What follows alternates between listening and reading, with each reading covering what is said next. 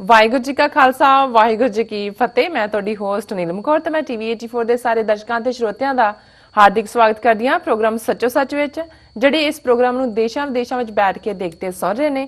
ਹੱਕ ਸੱਚ ਦੀ ਆਵਾਜ਼ ਨੂੰ ਬੁਲੰਦ ਕਰਨ ਵਾਲੇ ਡਾਕਟਰ ਅਮਰਜੀਤ ਸਿੰਘ ਜੀ ਰੋਜ਼ਾਨਾ ਦੀ ਤਰ੍ਹਾਂ ਸਟੂਡੀਓ ਵਿੱਚ ਮੇਰੇ ਨਾਲ ਮੌਜੂਦ ਨੇ। ਆਓ ਨਾ ਮਿਲ ਕੇ ਪ੍ਰੋਗਰਾਮ ਦੀ ਸ਼ੁਰੂਆਤ ਕਰਦੇ ਹਾਂ। ਜੀ ਡਾਕਟਰ ਸਾਹਿਬ, ਵਾਹਿਗੁਰੂ ਜੀ ਕਾ ਖਾਲਸਾ ਵਾਹਿਗੁਰੂ ਜੀ ਕੀ ਫਤਿਹ। ਜੀ ਡਾਕਟਰ ਸਾਹਿਬ, ਤੁਹਾਡਾ ਨਿੱਘਾ ਸਵਾਗਤ ਹੈ ਪ੍ਰੋਗਰਾਮ ਸੱਚੋ ਸੱਚ ਵਿੱਚ। ਬਹੁਤ ਬਹੁਤ ਸ਼ੁਕਰੀਆ ਜੀ ਡਾਕਟਰ ਸਾਹਿਬ, ਅੱਜ 24 ਨਵੰਬਰ 2016 11 ਮਗਰ ਨਾਨਕਸ਼ਾਹੀ ਸੰਮਤ 548 ਦਾ ਦਿਨ ਹੈ। ਤੇ ਡਾਕਟਰ ਸਾਹਿਬ, ਪ੍ਰੋਗਰਾਮ ਦੇ ਸ਼ੁਰੂ ਵਿੱਚ ਜਿਸ ਤਰ੍ਹਾਂ ਕਿ ਸਾਨੂੰ ਸਾਰਿਆਂ ਨੂੰ ਪਤਾ ਹੈ ਕਿ ਅੱਜ ਧੰਨ ਧੰਨ ਸਾਹਿਬ ਗੁਰੂ ਤੇਗ ਬਹਾਦਰ ਜੀ ਦਾ ਸ਼ਹੀਦੀ ਦਿਵਸ ਹੈ। ਤੇ ਇਹ ਜਿਹੜਾ ਦਿਨ ਹੈਗਾ ਇਹ ਸਾਰੀ ਦੁਨੀਆ ਵਿੱਚ ਬੜੇ ਹੀ ਸ਼ਰਧਾ ਪੂਰਵਕ ਤਰੀਕੇ ਨਾਲ ਸੰਗਤਾਂ ਮਨਾ ਰਹੀਆਂ ਨੇ। ਤੇ ਇਸੇ ਦਿਨ ਹੀ ਅੱਜ ਭਾਈ ਸਤੀਦਾਸ, ਭਾਈ ਮਤੀਦਾਸ ਤੇ ਭਾਈ ਦਿਆਲਾ ਜੀ ਨੂੰ ਵੀ ਉਹਨਾਂ ਦੀ ਅੱਖਾਂ ਸਾਹਮਣੇ ਸ਼ਹੀਦ ਕੀਤਾ ਗਿਆ ਸੀ। ਜਿੱਥੇ ਇਸ ਦਿਨ ਨੂੰ ਸਾਰੀ ਸੰਗਤ ਮਨਾ ਰਹੀ ਹੈ, ਉੱਥੇ ਅੱਜ ਅਮਰੀਕਾ ਭਰ ਵਿੱਚ ਜਿਹੜਾ ਦਿਨ ਹੈਗਾ ਥੈਂਕਸਗਿਵਿੰਗ ਡੇ ਅੱਜ ਮਨਾਇਆ ਜਾ ਰਿਹਾ। ਤੇ ਇਹਨਾਂ ਦੋਨਾਂ ਮੌਕਿਆਂ ਬਾਰੇ ਤੁਸੀਂ ਕੀ ਕਹਿਣਾ ਚਾਹੋਗੇ? ਦੇਖੋ, ਅੱਜ ਜਿੱਥੇ ਅਸੀਂ 9ਵੇਂ ਪਾਤਸ਼ਾਹ ਦੀ ਯਾਦ ਦੇ ਵਿੱਚ 1675 ਈਸਵੀ 'ਚ ਉਹਨਾਂ ਦੀ ਸ਼ਹਾਦਤ ਜੀ ਉਸ ਨੂੰ ਯਾਦ ਕਰ ਰਹੇ ਹਾਂ। ਮੂਲ ਨਾਨਕਸ਼ਾਹੀ ਕੈਲੰਡਰ 2003 ਮੁਤਾਬਕ 24 ਨਵੰਬਰ ਦਾ ਦਿਨ ਗੁਰੂ ਤੇਗ ਬਹਾਦਰ ਸਾਹਿਬ ਦੀ ਸ਼ਹਾਦਤ ਦਾ ਫਿਕਸ ਡੇ ਹੈ ਜੀ। ਉੱਥੇ ਨਾਲ ਹੀ ਉਹਨਾਂ ਦੇ ਪਿਆਰੇ ਗੁਰਸਿੱਖ ਭਾਈ ਮਤੀਦਾਸ ਜੀ, ਭਾਈ ਸਤੀਦਾਸ ਜੀ, ਭਾਈ ਦਿਆਲਾ ਜੀ, ਜਿਨ੍ਹਾਂ ਦੀ ਸ਼ਹਾਦਤ ਗੁਰੂ ਤੇਗ ਬਹਾਦਰ ਸਾਹਿਬ ਤੋਂ ਪਹਿਲਾਂ ਹੁੰਦੀ ਹੈ, ਉਹਨਾਂ ਦੀਆਂ ਅੱਖਾਂ ਦੇ ਸਾਹਮਣੇ ਜੀ, ਉਹਨਾਂ ਨੂੰ ਵੀ ਅਸੀਂ ਯਾਦ ਕਰ ਰਹੇ।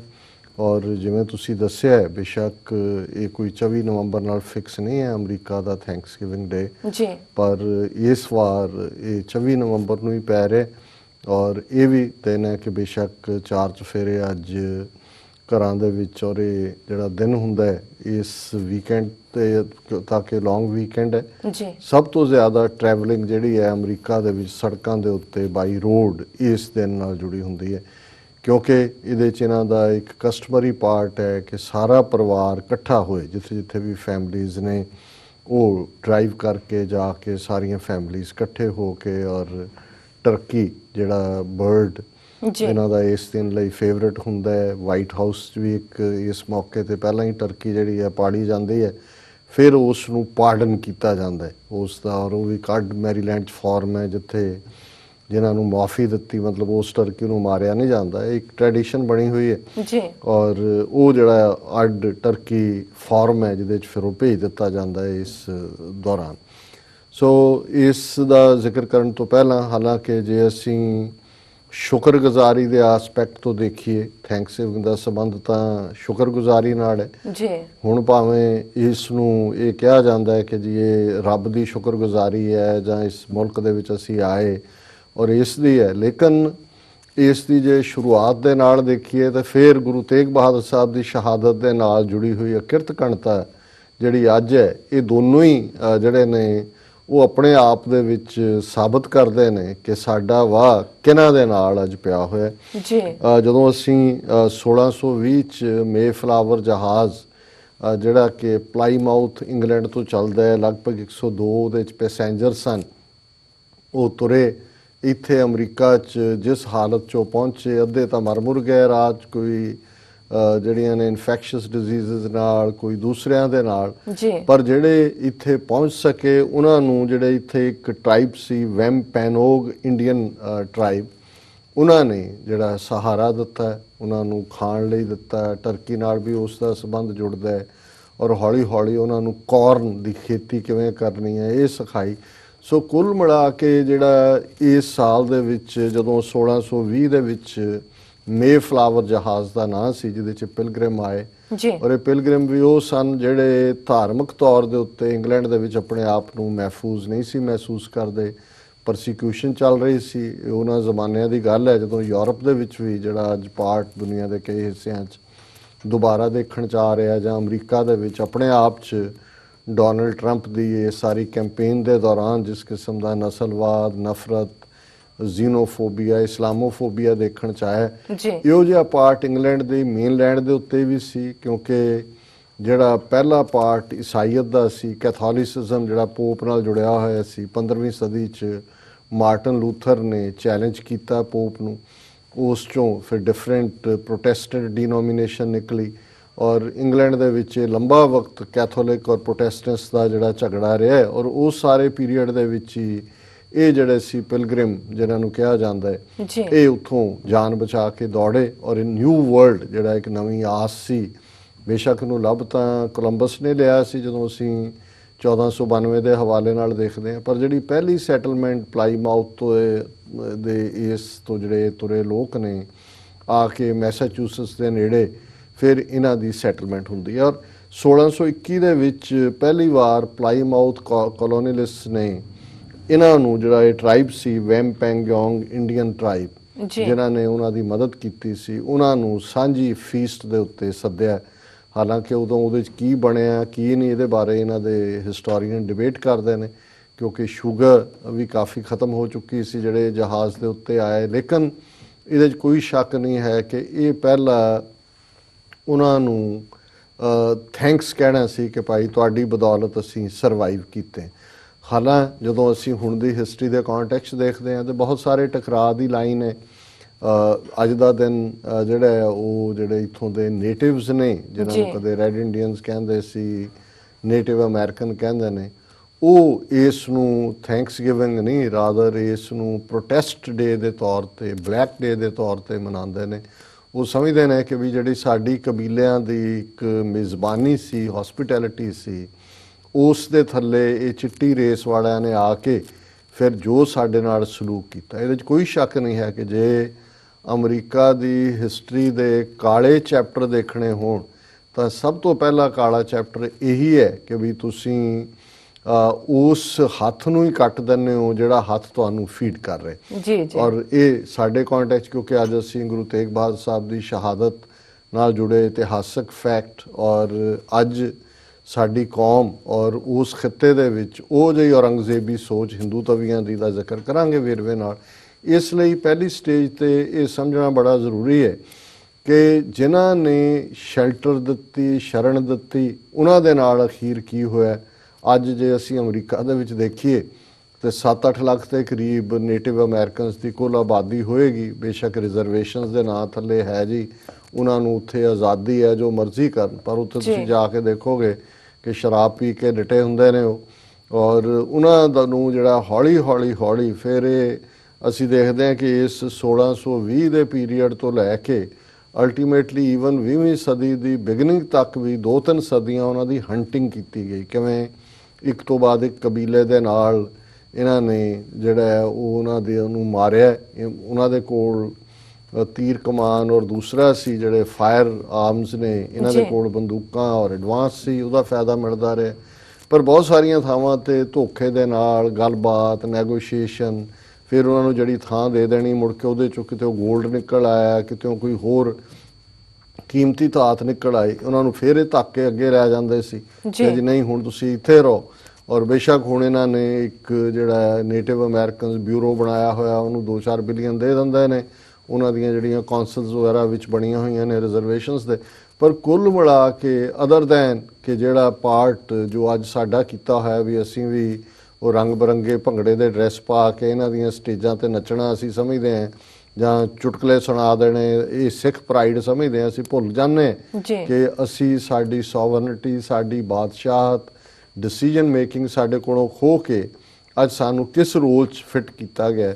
ਔਰ ਇਹੀ ਹਾਲ ਇਹਨਾਂ ਦਾ ਨੇਟਿਵ ਅਮਰੀਕਨਸ ਦਾ ਹੈ ਕਿ ਇਹਨਾਂ ਨੂੰ ਵੀ ਖਾਸ ਮੌਕਿਆਂ ਤੇ ਜਿਹੜਾ ਉਸ ਕਿਸਮ ਦੇ ਰੰਗ ਬਰੰਗੇ ਮੋਰ ਦੇ ਖੰਭ ਲਾ ਕੇ ਤੇ ਇੱਧਰ ਉੱਧਰ ਨੱਚਣ ਟੱਪਣ ਲਈ ਜਿਹੜਾ ਉਹ ਕਰ ਦੇਣਗੇ। ਜਾਂ ਹਿਸਟਰੀ ਬੁੱਕਸ 'ਚ ਹੈਗਾ ਨੇਟਿਵਸ ਦਾ ਕੀ ਹੈ, ਜਾਂ ਜਦੋਂ ਪਿਛਲੇ ਦਿਨਾਂ 'ਚ ਮੈਰੀ ਕਿਊਮੋ ਦਾ ਲੜਕਾ ਜਿਹੜਾ ਨਿਊਯਾਰਕ ਦਾ ਮੁਖੀ ਹੈ, ਉਹ ਜਦੋਂ ਐਡਰੈਸ ਕਰ ਰਿਹਾ ਸੀ ਤਾਂ ਉਹਨੇ ਕਿਹਾ ਕਿ ਜੀ ਇਹ ਡੋਨਲਡ ਟਰੰਪ ਕਹਿੰਦਾ ਕਿ ਸਾਰਿਆਂ ਨੂੰ ਕਿ ਬਾਹਰ ਨੂੰ ਅਸੀਂ ਕਿਸੇ ਨੂੰ ਵੜਨ ਨਹੀਂ ਦੇਣਾ, ਬਾਹਰ ਨਿਕਲ ਜਾਓ। ਉਹਨੇ ਕਿਹਾ ਜੀ ਸਿਰਫ ਇੱਕ ਨੂੰ ਹੀ ਤਬਕੇ ਨੂੰ ਇਹ ਕਹਿਣ ਦਾ ਹੱਕ ਹੈ ਔਰ ਜਿਨ੍ਹਾਂ ਦਾ ਇਹ ਮੁਲਕ ਹੈ ਉਹ ਨੇਟਿਵ ਅਮਰੀਕਨ ਨੇ। ਸੋ ਹੁਣ ਤਾਂ ਇੰਨਾ ਕੁ ਸਿੰਬੋਲਿਕ ਉਹ ਕਹਿ ਸਕਦੇ ਨੇ ਹਰ ਇੱਕ ਨੂੰ ਗੋ ਹੋਮ, ਕਿ ਵੀ ਜਾਓ, go back to your country, ਕਿਉਂਕਿ ਸਭ ਨੇ ਆ ਕੇ ਇੱਥੇ, ਬਾਕੀ ਤਾਂ 200 ਤੋਂ ਜ਼ਿਆਦਾ ਐਥਨੀਸਿਟੀਜ਼ ਦੂਜਿਆਂ ਨੇ, ਇਹ ਕੰਟਰੀ ਆਫ ਇਮੀਗ੍ਰੈਂਟਸ ਹੈ। ਸੋ ਇੱਕ ਆਰਗੂਮੈਂਟ ਸੇਕ ਜ਼ਰੂਰ ਯੂਜ਼ ਹੁੰਦਾ ਹੈ, ਪਰ ਕੁੱਲ ਮਿਲਾ ਕੇ ਅਸੀਂ ਦੇਖਦੇ ਹਾਂ ਕਿ ਵੀ ਥੈਂਕਸ ਗਿਵਿੰਗ ਦੇ ਨਾਂ ਥੱਲੇ ਉਹਨਾਂ ਦਾ ਤਾਂ ਥੈਂਕਸ ਇੱਕ ਅੱਧਿਆਂ ਨੇ ਸ਼ਾਇਦ ਜਦੋਂ ਪਹਿਲੀ 1620 ਤੋਂ ਬਾਅਦ 1621 ਚ ਪਹਿਲੀ ਫੀਸਟ ਉਹਨਾਂ ਨੇ ਕੀਤੀ, ਉਹ ਜੈਨੂਇਨ ਥੈਂਕ ਯੂ ਹੋਏਗਾ। ਪਰ ਹੌਲੀ ਫਿਰ ਜੋ ਉਹਨਾਂ ਦਾ ਹਾਲ ਕੀਤਾ ਹੈ ਕਿ ਹੁਣ ਤਾਂ ਥੈਂਕ ਯੂ ਆਪਣਾ ਢਿੱਡ ਭਰਨ ਨੂੰ ਹੀ ਰਹਿ ਗਿਆ ਤੇ ਰੱਬ ਦਾ ਵੀ ਪਤਾ ਨਹੀਂ ਅਸੀਂ ਕਿੰਨਾ ਕੁ ਥੈਂਕ ਯੂ ਕਰਦੇ। ਔਰ 1863 ਦੇ ਵਿੱਚ ਜਦੋਂ ਅਮਰੀਕਾ ਦੇ ਵਿੱਚ ਸਿਵਲ ਵਾਰ ਚੱਲ ਰਹੀ ਸੀ, ਔਰ ਸਿਵਲ ਵਾਰ ਜਿਹੜਾ ਦੂਸਰਾ ਇੱਕ ਵੱਡਾ ਕਲੰਕ ਅਮਰੀਕਾ 'ਚ ਇਹ ਨੇਟਿਵ ਅਮਰੀਕਨਸ ਦੇ ਸਲੂਕ ਤੋਂ ਬਾਅਦ ਉਹ ਸਲੇਵਰੀ ਹੈ ਕਿ ਜਿਸ ਅੰਦਾਜ਼ ਦੇ ਵਿੱਚ ਕਾਲਿਆਂ ਨੂੰ ਖਾਸ ਤੌਰ ਤੇ ਜਿਹੜਾ ਹਲ ਚਲਾਉਣ ਦੇ ਲਈ ਬਲਦਾਂ ਦੀ ਥਾਂ ਤੇ ਜੋਤਿਆ ਗਿਆ, ਕਿਵੇਂ ਉਹਨਾਂ ਦੇ ਨਾਲ ਕੀ ਕੁਝ ਹੁੰਦਾ ਰਿਹਾ। ਹੁਣ ਪਿਛਲੇ ਦਿਨਾਂ 'ਚ ਹੀ ਵਾਸ਼ਿੰਗਟਨ ਡੀਸੀ 'ਚ ਜਿਹੜਾ ਬਲੈਕ ਹਿਸਟਰੀ ਮਿਊਜ਼ੀਅਮ ਦਾ ਉਦਘਾਟਨ ਹੋਇਆ ਬੜੇ ਵੱਡੇ ਲੈਵਲ ਦੇ ਉੱਤੇ। ਮੈਨੂੰ ਮੌਕਾ ਤਾਂ ਨਹੀਂ ਬਣਿਆ ਜਾਣ ਦਾ, ਹਾਲਾਂਕਿ ਮੈਂ ਉਸ ਵੀਕਐਂਡ ਵਾਸ਼ਿੰਗਟਨ ਹੀ ਸੀ ਜਿਸ ਇਹ ਉਦਘਾਟਨ ਹੋਇਆ, ਪਰ ਕੋਈ ਹੋਰ ਫੰਕਸ਼ਨ ਵੀ ਸੀ, ਮੈਨੂੰ ਯਾਦ ਨਹੀਂ ਕੀ ਸੀ, ਪਰ ਵੈਰੀ ਰੀਸੈਂਟਲੀ ਸ਼ਾਇਦ ਲਾਸਟ ਮੰਥ। ਸੋ ਉਹਦੇ 'ਚ ਇਹ ਸਾਰਾ ਕਿ ਉਹਨਾਂ ਦੇ ਨਾਲ ਕੀ ਸਲੂਕ ਹੋਇਆ ਔਰ ਕਿਵੇਂ ਉਹਨਾਂ ਨੂੰ ਇੱਥੇ ਜਿਹੜਾ ਉਸ ਜਿਹੜਾ ਇਹ ਰੇਸਿਜ਼ਮ ਦਾ ਸ਼ਿਕਾਰ ਬਣਾਇਆ ਗਿਆ, ਇਹ ਤਾਂ ਇੱਕ ਹਿਸਟਰੀ ਹੈ, ਟੈਕਸਟ ਦੇ ਵਿੱਚ ਵੀ ਬੱਚੇ ਪੜ੍ਹਦੇ ਨੇ ਜੀ। ਔਰ ਇਸ ਮੁੱਦੇ ਦੇ ਉੱਤੇ ਹੀ ਕਿ ਵੀ ਇਹ ਸਲੇਵਰੀ ਰਹਿਣੀ ਚਾਹੀਦੀ ਹੈ ਕਿ ਨਹੀਂ ਰਹਿਣੀ ਚਾਹੀਦੀ। ਅਮਰੀਕਾ ਦੇ ਵਿੱਚ ਸਿਵਲ ਵਾਰ ਹੋਈ ਜਿਹੜੀ ਲਗਭਗ 4-5 ਸਾਲ ਚੱਲੀ, ਬੜੀ ਖੂਨੀ ਵਾਰ ਸੀ। ਇੱਕ ਪਾਸੇ ਸਾਊਥ ਦੀਆਂ ਸਟੇਟਾਂ ਸੀ ਜੀ ਜਿਹੜੀਆਂ ਸਲੇਵਰੀ ਰੱਖਣਾ ਚਾਹੁੰਦੀਆਂ ਸੀ, ਨਾਰਥ ਵਾਲੀਆਂ ਨਹੀਂ ਸੀ। ਔਰ ਉਸ ਸਿਵਲ ਵਾਰ ਦੇ ਦੌਰਾਨ ਅਬਰਾਹਮ ਲਿੰਕਨ ਅਮਰੀਕਾ ਦਾ ਪ੍ਰੈਜ਼ੀਡੈਂਟ ਸੀ। ਰੈਨ ਜਦੋਂ ਮਿਡਲ ਆਫ ਸਿਵਲ ਵਾਰ ਸੀ, ਸਿਵਲ ਵਾਰ ਆਲਮੋਸਟ ਅੱਧ 'ਚ ਪਹੁੰਚੀ ਸੀ 1863 'ਚ, ਉਦੋਂ ਜਿਹੜਾ ਥੈਂਕਸ ਗਿਵਿੰਗ ਨੂੰ ਜਿਹੜਾ ਲਿੰਕਨ ਨੇ ਨੈਸ਼ਨਲ ਹੌਲੀਡੇ ਔਰ ਇਹ ਜਿਹੜਾ ਸੈਕੰਡ ਲਾਸਟ ਵੀਕ ਦਾ ਥਰਸਡੇ ਹੈ ਉਸ ਨੂੰ ਫਾਈਨਲ ਡੇ, ਇਸ ਲਈ ਡੇਟ ਬਦਲਦੀ ਰਹਿੰਦੀ ਹੈ ਪਰ ਹੁੰਦਾ ਵੀਰਵਾਰ ਹੀ ਹੈ, ਇਹ ਡਿਕਲੇਅਰ ਕੀਤਾ। ਸੋ ਇਹ ਅਮਰੀਕਾ ਦੇ ਧੰਨਵਾਦ ਦਿਵਸ ਦਾ, ਥੈਂਕਸ ਗਿਵਿੰਗ ਦਾ ਜਿਹੜਾ ਪਿਛੋਕੜ ਹੈ। ਪਰ ਦੁਨੀਆ 'ਚ ਹਰ ਮੁਲਕ, ਕੈਨੇਡਾ ਵਾਲਿਆਂ ਨੇ ਅਕਤੂਬਰ 'ਚ ਆਪਣਾ ਥੈਂਕਸ ਗਿਵਿੰਗ ਮਨਾ ਲਿਆ ਔਰ ਦੁਨੀਆ ਦੇ ਹਰ ਦੇਸ਼ ਦੇ ਵਿੱਚ ਇਹ ਦਿਨ ਕਿਸੇ ਨਾ ਕਿਸੇ ਫਾਰਮ ਦੇ ਵਿੱਚ ਉਹਦੇ ਡਿਫਰੈਂਟ ਨਾਂ ਨੇ, ਡੇਟਾਂ ਡਿਫਰੈਂਟ ਨੇ, ਇਹ ਦਿਨ ਸੈਲੀਬ੍ਰੇਟ ਕੀਤਾ ਜਾਂਦਾ। ਸੋ ਅਸੀਂ ਇਸ ਥੈਂਕਸ ਗਿਵਿੰਗ ਦਿਨ ਦੀਆਂ ਜਿੱਥੇ ਆਪਣੇ ਸਾਰੇ ਦਰਸ਼ਕਾਂ ਸਰੋਤਿਆਂ ਨਾਲ, ਭਾਵੇਂ ਉਹ ਅਮਰੀਕਾ 'ਚ ਨੇ ਔਰ ਜਾਂ ਗਲੋਬਲੀ ਕਿਤੇ ਵੀ ਨੇ, ਅਸੀਂ ਉਹਨਾਂ ਦਾ ਧੰਨਵਾਦ ਵੀ ਕਰਨਾ ਚਾਹੁੰਦੇ ਹਾਂ, ਥੈਂਕ ਯੂ ਵੀ ਕਰਨਾ ਚਾਹੁੰਦੇ ਹਾਂ TV 84 ਦੇ ਹਵਾਲੇ ਨਾਲ ਖਾਸ ਤੌਰ ਤੇ ਕਿ ਇਹ ਤੁਹਾਡੀ ਡੋਨੇਸ਼ਨ, ਤੁਹਾਡੀ ਗੁੱਡਵਿਲ, ਤੁਹਾਡੀ ਸਪੋਰਟ ਹੈ ਜਿਹਦੀ ਬਦੌਲਤ ਅੱਜ ਅਸੀਂ, ਕਿਉਂਕਿ ਦਸੰਬਰ ਦੇ ਵਿੱਚ 2012 ਸ਼ੁਰੂ ਹੋਇਆ ਸੀ, ਦਸੰਬਰ 2016 'ਚ 4 ਸਾਲ ਹੋ ਜਾਣੇ ਨੇ। ਤੁਹਾਡੀ ਜੈਨਰੋਸਿਟੀ, ਤੁਹਾਡੀ ਵੱਡੇ ਦਿਲੀ, ਫਰਾਖ ਦਿਲੀ ਦੀ ਬਦੌਲਤ ਹੀ ਅਸੀਂ ਇਸ ਸਾਰੇ ਨੂੰ ਅੱਗੇ ਤੋਰ ਸਕੇ।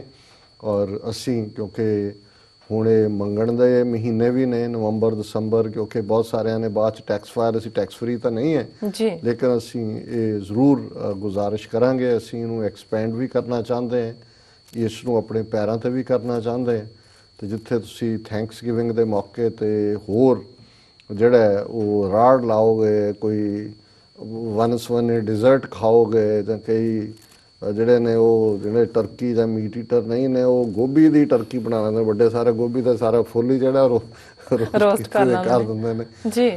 ਉੱਥੇ ਤੁਸੀਂ TV 84 ਨੂੰ ਵੀ ਜ਼ਰੂਰ ਯਾਦ ਕਰਨਾ ਔਰ ਥੋੜਾ ਜਿਹਾ ਜਿਹੜਾ ਸਾਡੇ ਵਾਸਤੇ ਬਚਾ ਕੇ ਰੱਖਣਾ। ਹਾਂ ਸੋ ਵਾਲਟ ਢਿੱਲਾ ਕਰੋ। ਸੋ ਅਸੀਂ ਤੁਹਾਨੂੰ ਪਹਿਲਾਂ ਹੀ ਥੈਂਕ ਯੂ ਕਰ ਦਿੰਦੇ ਹਾਂ ਕਿ ਪਿਛਲਿਆਂ ਦਾ ਵੀ ਕਰ ਦਿੱਤਾ ਹੈ ਤੇ ਹੁਣ ਜੋ ਤੁਸੀਂ ਦਿਓਗੇ ਔਰ ਅਸੀਂ ਐਕਸਪੈਕਟ ਕਰਦੇ ਹਾਂ। ਔਰ ਮੈਂ ਬਾਰ-ਬਾਰ ਆਪਣੇ ਆਪ ਨੂੰ, ਮੈਨੂੰ ਪਤਾ ਨਹੀਂ, ਮੈਨੂੰ ਚੰਗਾ ਵੀ ਨਹੀਂ ਲੱਗਦਾ, ਪਰ ਹੁਣ ਉਹ ਮੂੰਹ ਆਈ ਬਾਤ ਨਾ ਰਹਿੰਦੀ ਹੈ, ਜੱਚ ਕੇ ਜੇਬ ਆ ਕਹਿੰਦੀ ਹੈ, ਬੁੱਲੇ ਸ਼ਾਹ ਵੀ ਨਹੀਂ ਬਹਿਣ ਦਿੰਦਾ ਟਿਕ ਕੇ। ਸੋ ਅਸੀਂ ਤੁਹਾਡੀ ਮਦਦ ਦੇ ਤਲਬਗਾਰ ਹੈ ਜੀ। ਦੂਸਰਾ ਜਿਹੜਾ ਗੰਭੀਰ ਦਿਨ ਸਾਡੇ ਲਈ ਔਰ ਜਿੱਥੇ ਅਸੀਂ ਅਕਿਰਤਕਣਤਾ ਦੀ ਗੱਲ ਕੀਤੀ ਜੀ, ਭਾਈ ਗੁਰਦਾਸ ਜੀ ਸਾਡੇ ਬਹੁਤ ਵੱਡੇ ਸਕਾਲਰ ਹੋਏ ਨੇ ਔਰ ਉਹਨਾਂ ਨੇ ਅਕਿਰਤਕਣਾਂ ਦੇ ਉੱਤੇ, ਕਿਉਂਕਿ ਹੁਣ ਅਸੀਂ ਉਹਨਾਂ ਦਾ ਵਾਰਾਂ ਵਾਲਾ ਚੈਪਟਰ ਵੀ ਸ਼ੁਰੂ ਕੀਤਾ ਹੈ, ਉਹਨੂੰ ਅਸੀਂ ਡਿਸਕਸ ਕਰਾਂਗੇ। ਤੇ ਉਹਨਾਂ ਨੇ ਉਹਨਾਂ ਦਾ ਡਿਫਰੈਂਟ ਪੌੜੀਆਂ ਨੇ ਇਹਦੇ ਉੱਤੇ ਕਿ ਅਕਿਰਤਕਣ ਕਿੰਨੇ ਮਾੜੇ ਨੇ, ਪਰ ਇੱਕ ਉਹਨਾਂ ਦਾ ਕਿ ਜਿਹੜੇ ਅਕਿਰਤਕਣ ਨੇ ਉਹ ਧਰਤੀ ਦੇ ਉੱਤੇ ਭਾਰ ਨੇ, ਬੋਝ ਨੇ। ਹੁਣ ਜ਼ਾਹਰ ਹੈ ਕਿ ਇੱਕ ਇੰਡੀਵਿਜੂਅਲ ਅਕਿਰਤਕਣਤਾ ਹੁੰਦੀ ਹੈ ਕਿ ਵੀ ਤੁਸੀਂ ਕਿਸੇ ਦੇ ਲਈ ਕੁਝ ਕਰਦੇ ਹੋ ਤੇ ਉਹ ਉਸ ਨੂੰ ਜਾਣਦਾ ਨਹੀਂ ਜੀ, ਇੱਕ ਕਲੈਕਟਿਵ ਅਕਿਰਤ ਘਣਤਾ ਹੁੰਦੀ ਹੈ। ਇਹ ਨਹੀਂ ਕਿ ਉਹਨੂੰ ਜਾਣਦਾ ਨਹੀਂ ਜਾਂ ਉਸ ਨੂੰ ਰੈਕਗਨਾਈਜ਼ ਨਹੀਂ ਕਰਦਾ, ਉਹ ਇਸ ਹੱਦ ਤੱਕ ਕਿ ਜਿਹਦਾ ਤੁਸੀਂ ਭਲਾ ਕੀਤਾ ਉਹ ਤੁਹਾਡੀ ਜੜ ਪੁੱਟਣ ਤੱਕ ਜਾਂਦਾ ਹੈ। ਔਰ ਜਦੋਂ ਅਸੀਂ ਗੁਰੂ ਤੇਗ ਬਹਾਦਰ ਸਾਹਿਬ ਦਾ ਜੀਵਨ ਦੇਖਦੇ ਹਾਂ, ਔਰ ਅੱਜ ਵੀ ਮੈਂ ਦੇਖ ਰਿਹਾ ਸੀ ਰੇਡੀਓ ਦੇ ਨਾਲ ਇੰਟਰਵਿਊ ਦੇ ਦੌਰਾਨ ਮੈਂ ਇਹ ਗੱਲ ਕਹੀ, ਮੈਂ ਕਿਹਾ ਜੀ ਹੁਣ ਜੇ ਅਸੀਂ ਦੇਖੀਏ ਵੀ ਕਿਸ ਕਿਸਮ ਦੀ ਮਿਸ ਇਨਫੋਰਮੇਸ਼ਨ ਵੀ ਰਹੀ ਜੀ ਗੁਰੂ ਤੇਗ ਬਹਾਦਰ ਸਾਹਿਬ ਦੀ ਸ਼ਹਾਦਤ ਪ੍ਰਤੀ, ਅਜੇ ਵੀ 80-90% ਸਾਡੇ ਸਕਾਲਰ ਜਾਂ ਰਾਗੀ ਢਾਡੀ ਪ੍ਰਚਾਰਕ ਕਹਿਣਗੇ ਕਿ ਗੁਰੂ ਤੇਗ ਬਹਾਦਰ ਸਾਹਿਬ ਨੇ ਹਿੰਦੂ ਧਰਮ ਦੀ ਰਾਖੀ ਦੇ ਲਈ ਕੁਰਬਾਨੀ ਕੀਤੀ। ਫਿਰ ਜਦੋਂ ਉਹ ਇਹ ਕਹਿ ਰਹੇ ਹੋਣਗੇ ਤੇ ਫਿਰ ਇੱਕ ਪਾਸੇ ਹਿੰਦੂ ਜਿਹੜੇ ਨੇ ਉਹ ਇਹਦੀ ਕਾਊਂਟਰ ਦਲੀਲ ਦੇ ਰਹੇ ਹੁੰਦੇ ਨੇ। ਪਹਿਲਾਂ ਤਾਂ ਬਹੁਤੇ ਤਾਂ ਮੰਨਦੇ ਹੀ ਨਹੀਂ, ਉਹ ਤਾਂ ਕਹਿੰਦੇ ਨੇ ਜੀ ਇਹ ਸਾਰਾ ਕਸ਼ਮੀਰੀ ਪੰਡਤਾਂ ਦਾ ਆਣਾ ਜਾਂ ਦੂਜਾ ਤੀਜਾ, ਇਹਨੂੰ ਤੁਸੀਂ ਉਹਨਾਂ ਦੇ ਟੈਕਸਟ ਬੁੱਕਸ 'ਚ ਨਹੀਂ ਦੇਖੋਗੇ। ਅੱਜ ਸਟੂਡੈਂਟਸ ਨੂੰ ਜਾਂ ਭਾਰਤ ਦੇ ਵਿੱਚ ਇਹ ਨਹੀਂ ਪੜ੍ਹਾਇਆ ਜਾਂਦਾ ਕਿ ਗੁਰੂ ਤੇਗ ਬਹਾਦਰ ਸਾਹਿਬ ਦੀ ਸ਼ਹਾਦਤ ਕੀ ਸੀ। ਪਰ ਇਹਨੂੰ ਕਾਊਂਟਰ ਕਰਨ ਵਾਲੇ ਹਿੰਦੂ ਕਹਿਣਗੇ ਕਿ ਜੀ ਉਦੋਂ ਦੇਖ ਲਓ ਖਾਲਸਾ ਤੇ ਸਿੱਖ ਤਾਂ ਬਣੇ ਹੀ ਹਿੰਦੂਆਂ ਦੀ ਰਕਸ਼ਾ ਲਈ ਨੇ। ਦੇਖੋ ਗੁਰੂ ਤੇਗ ਬਹਾਦਰ ਸਾਹਿਬ ਨੇ ਦਿੱਤਾ, ਗੁਰੂ ਗੋਬਿੰਦ ਸਿੰਘ ਸਾਹਿਬ ਨੇ ਵੀ ਭਾਰਤ ਦੇ ਵਿੱਚ ਜਿਹੜਾ ਹੈ ਉਹ ਮੁਸਲਮਾਨਾਂ ਦਾ ਰਾਜ ਖਤਮ ਕਰਨ ਦੇ ਲਈ ਖਾਲਸਾ ਸਾਜਿਆ ਤੇ ਹੁਣ ਮੁਸਲਮਾਨ ਰਹੇ ਨਹੀਂ, ਹੁਣ ਕੋਈ ਖਤਰਾ ਨਹੀਂ, ਹੁਣ ਤੁਸੀਂ ਵਾਪਸ ਹਿੰਦੂ ਬਣ ਜਾਓ ਜੀ। ਜਿਹੜੇ ਇੱਕ ਸਟੈਪ ਅੱਗੇ ਜਾਂਦੇ ਨੇ ਉਹ ਉਹਦੇ ਚੋਂ ਧਰਮ ਚੋਂ ਨਿਕਲ ਕੇ ਦੇਸ਼ ਦੀ ਗੱਲ ਕਰਨਗੇ, ਧਰਤੀ, ਉਹ ਕਹਿਣਗੇ ਗੁਰੂ ਤੇਗ ਬਹਾਦਰ ਹਿੰਦ ਦੀ ਚਾਦਰ। ਮੈਂ ਈਵਨ ਦੇਖ ਰਿਹਾ ਸੀ ਕਿ ਚੰਗੇ ਚੰਗੇ ਸਕਾਲਰ ਹਿੰਦ ਦੀ ਚਾਦਰ, ਜਿਵੇਂ ਗੁਰੂ ਤੇਗ ਬਹਾਦਰ ਸਾਹਿਬ ਦੀ ਕੁਰਬਾਨੀ ਜਾਂ ਉਹਨਾਂ ਦਾ ਜੀਵਨ ਸਿਰਫ ਹਿੰਦੁਸਤਾਨ ਲਈ ਸੀ, ਇਹ ਛੁਟਿਆਣ ਹੈ ਦੋਨੋਂ ਹੀ ਗੱਲਾਂ। ਔਰ ਮੈਂ ਇਹ ਸਮਝਦਾ ਹਾਂ ਵੀ ਜ਼ਾਹਰ ਹੈ ਕਿ ਜਦੋਂ ਅਸੀਂ ਇਸ ਪਾਰਟ ਨੂੰ ਦੇਖਦੇ ਹਾਂ ਜਿਹੜਾ ਟਰੂਲੀ ਸੈਨਾਪਤੀ ਨੇ ਦੂਜਿਆਂ ਨੇ, ਗੁਰੂ ਤੇਗ ਬਹਾਦਰ ਧਰਮ ਦੀ ਚਾਦਰ। ਜੀ ਜੀ ਹੁਣ ਜਦੋਂ ਤੁਸੀਂ ਧਰਮ ਦੀ ਚਾਦਰ ਕਹਿੰਦੇ ਹੋ ਔਰ ਇਹ ਜਿਹੜੇ ਫਿਨੋਮੀਨਾ ਦੇ ਨਾਲ ਗੁਰੂ ਤੇਗ ਬਹਾਦਰ ਸਾਹਿਬ ਨੇ ਰਾਈਟੀਅਸਨੈਸ ਦਾ ਸਿਸਟਮ ਐਸਟੈਬਲਿਸ਼ ਕੀਤਾ ਹੈ, ਔਰ ਬੇਸ਼ੱਕ ਅਸੀਂ ਇਸ ਨੂੰ ਅੱਜ ਦੇ ਵਿਚਾਰ ਦੇ ਵਿੱਚ ਵੀ ਵੇਰਵੇ 'ਚ ਲੈਣ ਦਾ ਸੋਚਦੇ ਸੀ, ਪਰ ਹੁਣ ਕਿਉਂਕਿ ਇਹ ਵਿਚਾਰ ਚੱਲ ਰਹੀ ਹੈ ਉਹਨਾਂ ਦੇ ਜੀਵਨ ਦੀ ਗੱਲ ਕਰਨ ਤੋਂ ਪਹਿਲਾਂ ਮੈਂ ਜ਼ਰੂਰ ਬੈਸਟ ਟ੍ਰਿਬਿਊਟ ਹੁੰਦੀ ਹੈ ਜਾਂ ਰਾਈਟ ਟ੍ਰਿਬਿਊਟ ਹੁੰਦੀ ਹੈ ਜਾਂ ਰਾਈਟ ਜਾਣਕਾਰੀ ਹੁੰਦੀ ਹੈ ਜਿਹੜੀ ਕਿ ਡਾਇਰੈਕਟ ਸੋਰਸ ਤੋਂ ਆ ਰਹੀ ਹੋਏ। ਹੁਣ 10ਵੇਂ ਪਾਤਸ਼ਾਹ ਨੇ ਆਪਣੇ ਪਿਤਾ ਦੀ ਸ਼ਹਾਦਤ ਦੇ ਮੁਤਲਕ ਜਿਹੜੀਆਂ ਨੇ ਉਹਨਾਂ ਦਾ ਬਚਿੱਤਰ ਨਾਟਕ ਦੇ ਵਿੱਚ ਅਸੀਂ ਦੇਖਦੇ ਹਾਂ, ਇੱਕ ਦਿਓਰ ਹੈ ਔਰ ਇੱਕ ਉਸ ਤੋਂ ਪਹਿਲਾਂ ਜਿਹੜਾ ਹੈ ਉਹਨੂੰ ਤੁਸੀਂ ਪੌੜੀ ਕਹਿ ਲਓ ਜਾਂ ਇੱਕ ਹਿਮ ਕਹਿ ਲਓ। ਔਰ ਉਹਦੇ 'ਚ ਉਹਦੀ ਪਹਿਲੀ ਲਾਈਨ ਹੈ, ਗੁਰੂ ਸਾਹਿਬ ਨੇ ਫਰਮਾਇਆ, ਤਿਲਕ ਜੰਜੂ ਰਾਖਾ ਪ੍ਰਭ ਤਾਂਕਾ ਕੀਨੋ ਬੜੋ ਕਲੂ ਮੈਂ ਸਾਖਾ।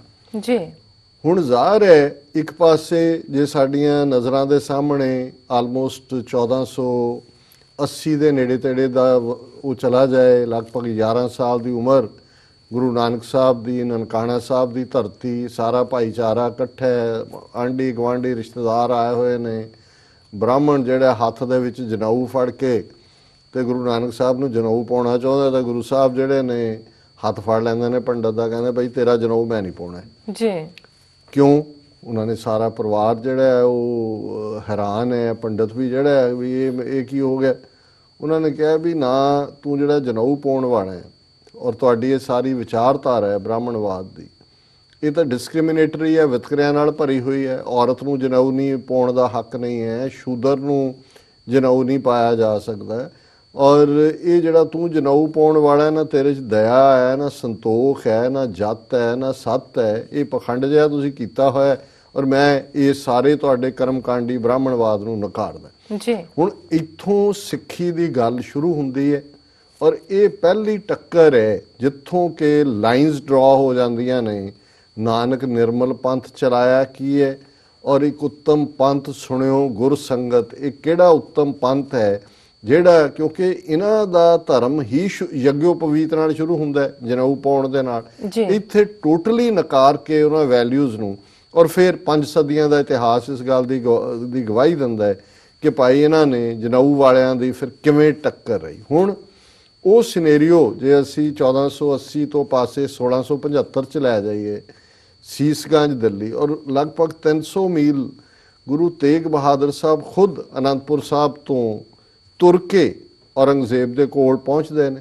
ਹੁਣ ਇਹ ਉਹ ਸਮਾਂ ਕਿ ਔਰੰਗਜ਼ੇਬ ਮੁਗਲ ਸਲਤਨਤ ਦਾ ਬਹੁਤ ਪਾਵਰਫੁਲ ਬਾਦਸ਼ਾਹ, ਕਾਬਲ ਵੀ ਉਹਦੇ ਜ਼ੇਰ ਹੈ, ਉਹਦੇ ਕੰਟਰੋਲ 'ਚ ਹੈ, ਦੱਖਣ 'ਚ ਹੈਦਰਾਬਾਦ ਸਭ ਤੋਂ ਜ਼ਿਆਦਾ ਟੈਰੀਟਰੀ ਉਹਨੇ ਫਤਿਹ ਕੀਤੀ ਹੈ ਜੀ। ਔਰ ਉਹਦੇ ਦਿਮਾਗ ਦੇ ਵਿੱਚ ਵੀ, ਹਾਲਾਂਕਿ ਉਹਨੇ ਪਿਓ ਨੂੰ ਕੈਦ ਕੀਤਾ, ਭਰਾਵਾਂ ਨੂੰ ਮਾਰਿਆ ਔਰ ਆਪਣੇ ਉਹ ਜਿਹੜੇ ਸਾਰੇ ਇਸ ਕਿਸਮ ਦਾ ਜ਼ਾਲਮਾਨਾ ਪਾਰਟ ਸੀ ਉਹਨੂੰ ਲੁਕਾਉਣ ਦੇ ਲਈ, ਫਿਰ ਕਹੋ ਜੀ ਉਹ ਟੋਪੀਆਂ ਬਣਾਉਂਦਾ ਸੀ, ਉਹ ਕੁਰਾਨ ਸ਼ਰੀਫ ਲਿਖਦਾ ਸੀ, ਉਹ ਬਹੁਤ ਸਾਦਾ ਰਹਿੰਦਾ ਸੀ, ਉਹਦੀ ਕਬਰ ਔਰੰਗਾਬਾਦ 'ਚ ਕੱਚੀ ਕਬਰ ਹੈ। ਗੱਲ ਇਹ ਨਹੀਂ ਹੈ, ਗੱਲ ਇਹ ਹੈ। ਔਰ ਜਿਹੜੇ ਕਈ ਵਾਰ ਔਰੰਗਜ਼ੇਬ ਨੂੰ ਡਿਫੈਂਡ ਕਰਨ ਤੱਕ ਵੀ ਜਾਂਦੇ ਨੇ, ਮੈਂ ਸਮਝਦਾ ਵੀ ਇਹਦੇ 'ਚ ਕੋਈ ਧਰਮ ਦੇ ਨਾਲ ਇਸ ਨੂੰ ਨਹੀਂ ਜੋੜਿਆ ਜਾ। ਉਹਨੇ ਧਰਮ ਨੂੰ ਇੱਕ ਪ੍ਰੋਟੈਕਸ਼ਨ ਦੇ ਤੌਰ ਤੇ ਵਰਤਿਆ, ਇੱਕ ਤਲਵਾਰ ਦੇ ਤੌਰ ਤੇ ਵਰਤਿਆ, ਆਮ ਲੋਕਾਂ ਨੂੰ ਗੁੰਮਰਾਹ ਕਰਨ ਲਈ। ਔਰ ਇਹ ਜਿਹੜੀ ਸੋਚ ਸੀ, ਜਿਹੜੀ ਅੱਜ ਵੀ, ਹੁਣ ਅੱਜ ਜਦੋਂ ਮੌਸੂਲ ਦੇ ਨੇੜੇ ਤੇੜੇ ਸਾਰੀਆਂ ਫੌਜਾਂ ਨੇ ਔਰ ਆਈਸਿਸ ਦੇ ਨਾਲ ਜੋ ਚੱਲ ਰਿਹਾ ਹੈ, ਜਾਂ ਈਵਨ ਪਾਕਿਸਤਾਨ ਦੇ ਵਿੱਚ ਵੀ ਜਿਸ ਹਵਾਲੇ ਦੇ ਨਾਲ ਕਈ ਵਾਰੀ ਸ਼ੀਆ ਜਿਹੜੇ ਮੁਸਲਮਾਨ ਨੇ ਉਹਨਾਂ ਦੇ ਉੱਤੇ ਹਮਲੇ ਹੁੰਦੇ ਨੇ, ਦੂਜੇ ਏਜੰਸੀਆਂ ਆਪਣੀ ਥਾਂ ਤੇ ਆਪਣਾ ਕੰਮ ਕਰਦੀਆਂ, ਪਰ ਕੁੱਲ ਮਿਲਾ ਕੇ ਜਿਹੜੀ ਇਸ ਕਿਸਮ ਦੀ ਸੋਚ ਹੈ, ਲੜਾਈ ਆਈਡੀਆਜ਼ ਦੀ ਹੁੰਦੀ ਹੈ। ਔਰ ਉਸੇ ਹੀ ਮੁਲਕ ਦੇ ਵਿੱਚ, ਉਸੇ ਹੀ ਮੁਗਲ ਸਲਤਨਤ ਦੇ ਵਿੱਚ ਅਕਬਰ ਵੀ ਸੀ, ਉਹਦੇ 'ਚ ਹੀ ਹਮਾਯੂੰ ਵੀ ਸੀ, ਜਿਹੜਾ ਕਿਤਾਬਾਂ ਨੂੰ ਪਿਆਰ ਕਰਨ ਵਾਲਾ, ਅਕਬਰ ਜਿਹੜਾ ਹਰ ਇੱਕ ਨੂੰ ਟੋਲਰੇਟ ਕਰਨ ਵਾਲਾ। ਸੋ ਪਹਿਲੀ ਪਾਤਸ਼ਾਹੀ ਤੋਂ ਪੰਜਵੀਂ ਪਾਤਸ਼ਾਹੀ ਤੱਕ, ਜਦੋਂ ਤੱਕ ਜਹਾਂਗੀਰ ਤੋਂ ਪਹਿਲਾ ਐਕਟ ਨਹੀਂ ਕਰਵਾਇਆ, ਉਹਨਾਂ ਦਾ ਇੱਕ ਸਾਡਾ ਇੱਕ ਪੈਰਲਲ ਰਿਸ਼ਤਾ ਸੀ ਬਾਬੇ ਕਿਆਂ ਔਰ ਬਾਬਰ ਕਿਆਂ ਦਾ। ਈਵਨ ਬਾਬਰ ਨੇ ਵੀ ਜਦੋਂ ਪਹਿਲਾਂ ਉਹਨੇ ਕੀਤਾ ਜ਼ੁਲਮ, ਜਦੋਂ ਗੁਰੂ ਨਾਨਕ ਸਾਹਿਬ ਨਾਲ ਮੁਲਾਕਾਤ ਹੁੰਦੀ ਹੈ, ਸਾਰੇ ਕੈਦੀ ਵੀ ਛੱਡੇ ਜਾਂਦੇ ਨੇ ਔਰ ਹਮਾਯੂੰ ਵੀ ਫਿਰ ਬਾਅਦ ਦੇ ਵਿੱਚ ਇਸੇ ਲਈ ਗੁਰੂ ਦਰਬਾਰ ਵੱਲ ਮੁੜਿਆ ਕਿ ਭਾਈ ਇੱਥੇ ਜਿਹੜਾ ਇਹਨਾਂ ਦਾ ਸਰਬ ਸਾਂਝੀਵਾਲਤਾ ਦਾ ਰਸਤਾ ਹੈ। ਹੁਣ ਇੱਕ ਪਾਸੇ ਔਰੰਗਜ਼ੇਬੀ ਸੋਚ ਸੀ ਔਰ ਸੋਚ ਉਹੀ ਸੀ ਜਿਹੜੀ ਅੱਜ ਮੋਦੀ ਕਿਆਂ ਦੀ ਸੋਚ ਹੈ।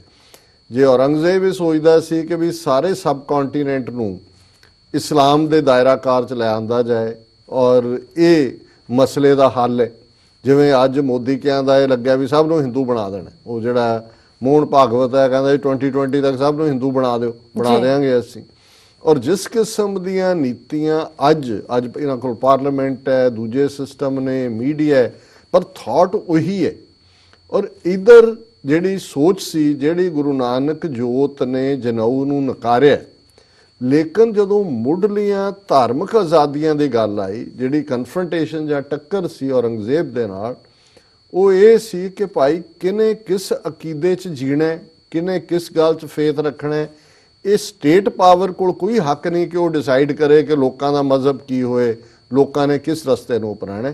ਜਿਹਨੂੰ ਅੱਜ ਅਸੀਂ UN ਚਾਰਟਰ, UN ਕੋਵੈਨੈਂਟਸ ਦੇ ਵਿੱਚ ਜਿਸ ਬਣਾ ਦੇ ਉੱਤੇ ਈਵਨ ਇਹ ਮੁਲਕ ਵੀ ਜੇ ਉਹ ਪਰਸੀਕਿਊਟ ਹੋ ਕੇ ਪਿਲਗ੍ਰਿਮ ਦੌੜੇ ਤੇ ਇੱਥੇ ਆਏ, ਇਹਨਾਂ ਦੇ basic constitution bill of rights ਦੇ ਵਿੱਚ ਧਾਰਮਿਕ ਆਜ਼ਾਦੀ ਮੁੱਢਲੇ ਤੌਰ ਦੇ ਉੱਤੇ ਜਿਹੜੀ ਹੈ ਉਹ ਹੱਕ ਬਣਿਆ ਔਰ ਉਹ ਰੱਖਿਆ ਗਿਆ।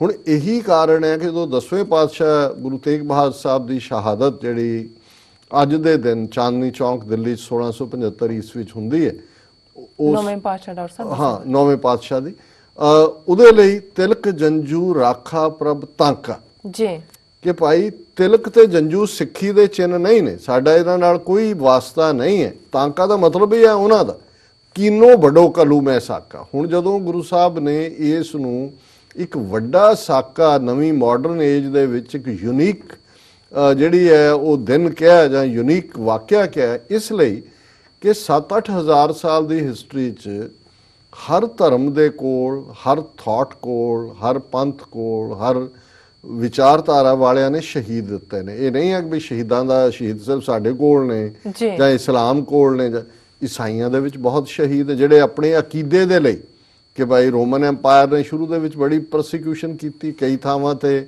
ਅੱਜ ਵੀ ਈਸਾਈਆਂ ਦੇ ਨਾਲ ਪਰਸੀਕਿਊਸ਼ਨ ਹੁੰਦੀ ਹੈ। ਸੋ ਇਸੇ ਤਰ੍ਹਾਂ ਹਿੰਦੂਆਂ ਦੇ ਨਾਲ 1000 ਸਾਲ ਜਿਹੜਾ ਉਹ ਪਰਸੀਕਿਊਸ਼ਨ ਹੋਈ ਇਹਨਾਂ ਦੇ ਵੀ, ਔਰ ਦੁਨੀਆ 'ਚ ਹਰ ਪਾਸੇ। ਔਰ ਉਹਦੇ ਲਈ ਆਪਣੇ ਅਕੀਦੇ ਲਈ ਮਰਨ ਵਾਲਿਆਂ ਦੀ ਕਿਸੇ ਧਰਮ ਕੋਲ ਵੀ ਸ਼ਾਇਦ ਕਮੀ ਨਹੀਂ, ਜਿਹੜੇ ਕਿ ਕੋਈ ਵੱਧ ਹੋਣਗੇ ਕੋਈ ਘੱਟ ਹੋਣਗੇ। ਪਰ ਜਦੋਂ 10ਵੇਂ ਪਾਤਸ਼ਾਹ ਨੇ ਇਹ ਦੋ ਸ਼ਬਦ ਤਾਂਕਾ ਕਿ ਭਾਈ ਤਿਲਕ ਜੰਜੂ ਰਾਖਾ ਪਰ ਉਹਨਾਂ ਦਾ, ਹਿੰਦੂਆਂ ਦਾ, ਔਰ ਕੀਨੋ ਵੱਡੋ ਕਲੂ ਮੈਂ ਸਾਕਾ, ਕਿ ਆਪਣੇ ਵਿਸ਼ਵਾਸ ਲਈ ਸ਼ਹਾਦਤ ਤਾਂ ਹੁੰਦੀ ਹੈ, ਪਰ ਕਿਸੇ ਦੇ ਵਿਸ਼ਵਾਸਾਂ ਦੇ ਲਈ ਆਪਾ ਕੁਰਬਾਨ ਕਰਨਾ ਇਹ ਬਹੁਤ ਵੱਡੀ ਗੱਲ। ਔਰ ਮੈਂ ਸਮਝਦਾ ਵੀ ਜੇ ਕਦੇ ਕਿਉਂਕਿ ਇਹ ਜਿਹੜੇ ਅਕਿਰਤ ਕਾਂਡ ਨੇ ਇਹ ਤਾਂ ਸਾਡੇ ਇਤਿਹਾਸ ਨੂੰ ਹੀ ਆਪਣੇ ਆਪ 'ਚ ਜਿਹੜਾ ਉਹ ਡਿਸਟਰੋਏ ਕਰ ਰਹੇ ਨੇ, ਮਰਜ ਕਰ ਰਹੇ ਨੇ। ਕਦੇ ਫਿਊਚਰ ਦੇ ਵਿੱਚ ਖਾਲਿਸਤਾਨ ਇੱਕ ਮੁਲਕ ਦੇ ਤੌਰ ਤੇ ਜਦੋਂ ਉੱਭਰਿਆ ਤੇ ਗੁਰੂ ਤੇਗ ਬਹਾਦਰ ਸਾਹਿਬ ਦਾ ਸ਼ਹੀਦੀ ਦਿਨ 24 ਨਵੰਬਰ ਦਾ, ਇਹ ਅਸਲ ਹਿਊਮਨ ਰਾਈਟਸ ਡੇ ਦੇ ਤੌਰ ਦੇ ਉੱਤੇ ਨਾ ਸਿਰਫ ਇੰਟਰਨੈਸ਼ਨਲ ਰੈਕਗਨੀਸ਼ਨ ਵਾਲਾ ਹੋਏਗਾ, ਹਿਊਮਨ ਕਾਈਂਡ ਇਸ ਤੇ ਫਖਰ ਕਰੇਗੀ ਕਿ ਵੀ ਜਿਹੜੇ ਚਾਰਟਰ 1948 ਚ UN ਜਾਂ ਦੂਜੇ ਚ ਆਏ, ਉਸ ਦੀਆਂ ਫਾਊਂਡੇਸ਼ਨਸ ਗੁਰੂ ਤੇਗ ਬਹਾਦਰ ਸਾਹਿਬ ਨੇ ਸਿਰਫ ਸ਼ਬਦਾਂ ਨਾਲ ਨਹੀਂ ਜਾਂ ਕੋਈ ਲੈਕਚਰ ਨਹੀਂ ਕੀਤਾ ਔਰੰਗਜ਼ੇਬ ਨੂੰ, ਆਪਣੀ ਸ਼ਹਾਦਤ ਦੇ ਨਾਲ ਜਿਹੜਾ ਉਹਨਾਂ ਫਾਊਂਡੇਸ਼ਨਸ ਨੂੰ ਰੱਖਿਆ। ਔਰ ਜੇ ਅਸੀਂ ਭਾਈ ਮਤੀ ਦਾਸ, ਭਾਈ ਸਤੀ ਦਾਸ, ਭਾਈ ਦਿਆਲਾ ਜੀ ਦੀ ਗੱਲ ਕਰੀਏ, ਗੁਰੂ ਅਰਜਨ ਸਾਹਿਬ ਸਾਡੇ ਪਹਿਲੇ ਸ਼ਹੀਦ ਗੁਰੂ ਨੇ। ਉਸ ਤੋਂ ਬਾਅਦ ਬੇਸ਼ੱਕ ਜੰਗ ਦੇ ਮੈਦਾਨ 'ਚ ਵੀ ਜਿਹੜਾ ਮਰਦਾ ਹੈ, 6ਵੇਂ ਪਾਤਸ਼ਾਹ ਦੀਆਂ 4 ਜੰਗਾਂ ਵੇਲੇ ਉਹ ਵੀ ਅਸੀਂ ਉਹਨਾਂ ਨੂੰ ਸ਼ਹੀਦ ਕਹਿੰਦੇ ਹਾਂ, ਪਰ ਜਿਵੇਂ ਇੱਕ ਡੈਫੀਨੇਸ਼ਨ ਸ਼ਹੀਦ ਦੀ 'ਚ ਇੱਕ ਪਾਰਟ ਆਉਂਦਾ ਜਿੱਥੇ ਤੁਹਾਡੇ ਕੋਲ ਚੋਇਸ ਹੋਏ ਕਿ ਤੁਸੀਂ ਜੇ ਆਪਣਾ ਅਕੀਦਾ, ਆਪਣਾ ਮਜ਼ਹਬ ਬਦਲ ਲਓ ਤੇ ਤੁਸੀਂ ਜ਼ਿੰਦਗੀ ਜਿਹੜੀ ਹੈ ਉਸ ਨੂੰ ਬਚਾ ਸਕਦੇ ਹੋ। ਸੋ ਉਹ ਉਸ ਤੋਂ ਬਾਅਦ ਵਾਕਿਆ ਭਾਈ ਮਤੀ ਦਾਸ ਨੇ ਜਿਨ੍ਹਾਂ ਦੇ ਸਾਹਮਣੇ ਉਹੀ ਚੋਇਸ ਰੱਖੀ ਜਾਂਦੀ ਹੈ, ਪਰ ਉਹ ਜਿਹੜਾ ਫਤਵਾ ਕਾਜ਼ੀ ਦਾ ਉਸ ਨੂੰ ਜਿਹੜਾ ਮੰਨਦੇ ਨੇ ਕਿ ਭਾਈ ਇਹਨਾਂ ਨੂੰ ਆਰੇ ਦੇ ਨਾਲ 2 ਫਾੜ ਕਰ ਦਿੱਤਾ ਜਾਏ।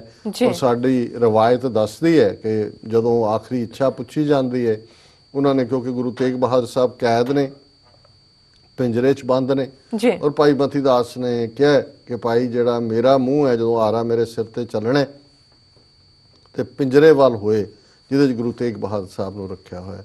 ਔਰ ਜਦੋਂ ਆਰਾ ਸਿਰ ਤੇ ਰੱਖਿਆ ਜਾਂਦਾ ਤੇ ਉਸ ਨੂੰ ਹੱਥ ਲਾ ਕੇ ਭਾਈ ਮਤੀ ਦਾਸ ਕਹਿੰਦੇ ਨੇ, ਆਰਾ ਪਿਆਰਾ ਲਗਤ ਹੈ ਕਾਰਾ ਕਰੋ ਬਣਾਏ। ਮੈਨੂੰ ਤੇਰਾ ਆਰਾ ਬਹੁਤ ਪਿਆਰਾ ਲੱਗਦਾ ਪਰ ਇਹਦੇ ਦੰਦੇ ਖੁੰਡੇ ਨੇ, ਇਹਨਾਂ ਨੂੰ ਤਿੱਖਿਆਂ ਕਰ। ਹੁਣ ਭਾਈ ਮਤੀ ਦਾਸ ਜੀ ਦੀ ਸ਼ਹਾਦਤ ਗੁਰੂ ਸਾਹਿਬ ਦੀਆਂ ਅੱਖਾਂ ਸਾਹਮਣੇ ਹੁੰਦੀ ਹੈ, ਔਰ ਇਹ ਉਹਨਾਂ ਦਾ ਤਰੀਕਾ ਵੀ ਸੀ ਗੁਰੂ ਸਾਹਿਬ ਨੂੰ ਡਰਾਉਣ ਦਾ ਔਰ ਇਹ ਦੱਸਣ ਦਾ ਕਿ ਇਹੀ ਹਸ਼ਰ ਤੁਹਾਡਾ ਹੋਏਗਾ। ਫਿਰ ਭਾਈ ਸਤੀ ਦਾਸ, ਉਹਨਾਂ ਦੇ ਦੁਆਲੇ ਰੂੰ ਦੇ ਗੋੜੇ ਲਪੇਟ ਕੇ ਉਹਨਾਂ ਨੂੰ ਜਿਉਂਦਿਆਂ ਨੂੰ ਅੱਗ ਲਾ ਦਿੱਤੀ ਜਾਂਦੀ ਹੈ। ਇਹ ਭਰਾ ਸਨ ਭਾਈ ਮਤੀ ਦਾਸ ਦੇ। ਭਾਈ ਦਿਆਲਾ ਜੀ ਜਿਨ੍ਹਾਂ ਨੂੰ ਜਿਉਂਦੇ ਦੇਗ ਦੇ ਵਿੱਚ ਉਬਾਲਿਆ ਜਾਂਦਾ ਹੁਣ। ਔਰ ਫਿਰ ਗੁਰੂ ਤੇਗ ਬਹਾਦਰ ਸਾਹਿਬ ਦੀ ਸ਼ਹਾਦਤ ਅੱਜ ਦੇ ਦਿਨ ਚਾਂਦਨੀ ਚੌਂਕ ਦਿੱਲੀ ਦੇ ਵਿੱਚ, ਜਿੱਥੇ ਗੁਰਦੁਆਰਾ ਸੀਸਗੰਜ ਸਾਹਿਬ ਸੁਭਾਏਮਾਨ ਨੇ, ਉੱਥੇ ਉਹਨਾਂ ਨੂੰ ਬੀਹੈਡ ਕੀਤਾ ਜਾਂਦਾ ਹੈ, ਜਿਹੜਾ ਸ਼ਹੀਦ ਕੀਤਾ ਜਾਂਦਾ। ਇਹ ਵਾਕਿਆ ਔਰ ਇਸ ਨਾਲ ਜੁੜੀ ਹੋਈ ਫਿਰ ਅਸੀਂ ਜਦੋਂ ਕੁਰਬਾਨੀ ਕਿਵੇਂ ਉਹਨਾਂ ਦਾ ਸੀਸ ਇੱਕ ਰੰਗਰੇਟੇ ਗੁਰਸਿੱਖ ਭਾਈ ਜੈਤਾ ਦਿੱਲੀ ਤੋਂ ਅਨੰਦਪੁਰ ਸਾਹਿਬ ਲੈ ਕੇ ਆਉਂਦੇ ਨੇ, 10ਵੇਂ ਪਾਤਸ਼ਾਹ ਉਸ ਸੀਸ ਨੂੰ ਰਿਸੀਵ ਕਰਦੇ ਨੇ ਔਰ ਉਸ ਨੌਜਵਾਨ ਨੂੰ ਆਪਣੇ ਗਲ ਨਾਲ ਲਾ ਕੇ ਫਰਮਾਉਂਦੇ ਨੇ, ਰੰਗਰੇਟੇ ਗੁਰੂ ਕੇ ਬੇਟੇ। ਇਹ ਵੱਖਰੀ ਗੱਲ ਹੈ ਵੀ ਅਸੀਂ ਉਹਨਾਂ ਰੰਗਰੇਟਿਆਂ ਨੂੰ, ਜਿਨ੍ਹਾਂ ਨੂੰ ਮਜਬੀ ਸਿੱਖ ਕਹਿੰਦੇ ਆ, ਦਲਿਤ ਕਹਿੰਦੇ ਆ, ਹੋਰ ਚੌਥੇ ਪੌੜੇ ਵਾਲੇ ਕਹਿੰਦੇ ਆ, ਕੀ ਸ਼ਬਦਾਂ ਦੇ ਨਾਲ ਗੁਰੂ ਦੇ ਬੇਟੇ ਭਰਾ ਨਹੀਂ ਬਣਾਇਆ ਹੈ। ਔਰ ਉਸ ਦੇ ਅੱਜ ਅਸੀਂ ਕਨਸੀਕੁਐਂਸ ਵੀ ਦੇਖ ਰਹੇ ਵੀ ਸਿਆਸੀ ਤੌਰ ਤੇ ਸਾਡਾ ਕੀ ਹਾਲ ਹੈ ਔਰ ਕਿਸ ਹੱਦ ਤੱਕ ਅੱਜ ਅਸੀਂ ਬਿਲਕੁਲ ਪਾਵਰਲੈਸ ਹੋਏ, ਕਿਉਂਕਿ ਇਹ ਤੁਹਾਡੀ ਤਾਕਤ ਸੀ, ਇਹ ਪਾਵਰ ਸੀ ਜਿਸ ਨੂੰ ਗੁਰੂ ਨਾਨਕ ਸਾਹਿਬ ਨੇ ਜਿਹੜਾ ਅਧਿਆਤਮਕ ਰੂਹਾਨੀ ਸੁਨੇਹਾ ਦਿੱਤਾ ਸੀ, ਨੀਚਾਂ ਅੰਦਰ ਨੀਚ ਜਾਤ, ਨੀਚੀ ਹੂੰ ਅਤ ਨੀਚ, ਨਾਨਕ ਤਿਨ ਕੈ ਸੰਗ ਸਾਥ, ਵੱਡਿਆਂ ਸਿਉ ਕਿਆ ਰੀਸ, ਜਿੱਥੈ ਨੀਚ ਸੰਭਾਲੀਨ ਤਿੱਥੈ ਨਦਰ ਤੇਰੀ ਬਖਸ਼ਿਸ਼। ਔਰ ਰੰਗਰੇਟੇ ਗੁਰੂ ਕੇ ਬੇਟੇ ਦੇ ਨਾਲ ਇਹ ਫਰਮਾਨ ਸੀ ਕਿ ਇਹ ਕੀ ਰਸਤਾ ਹੈ।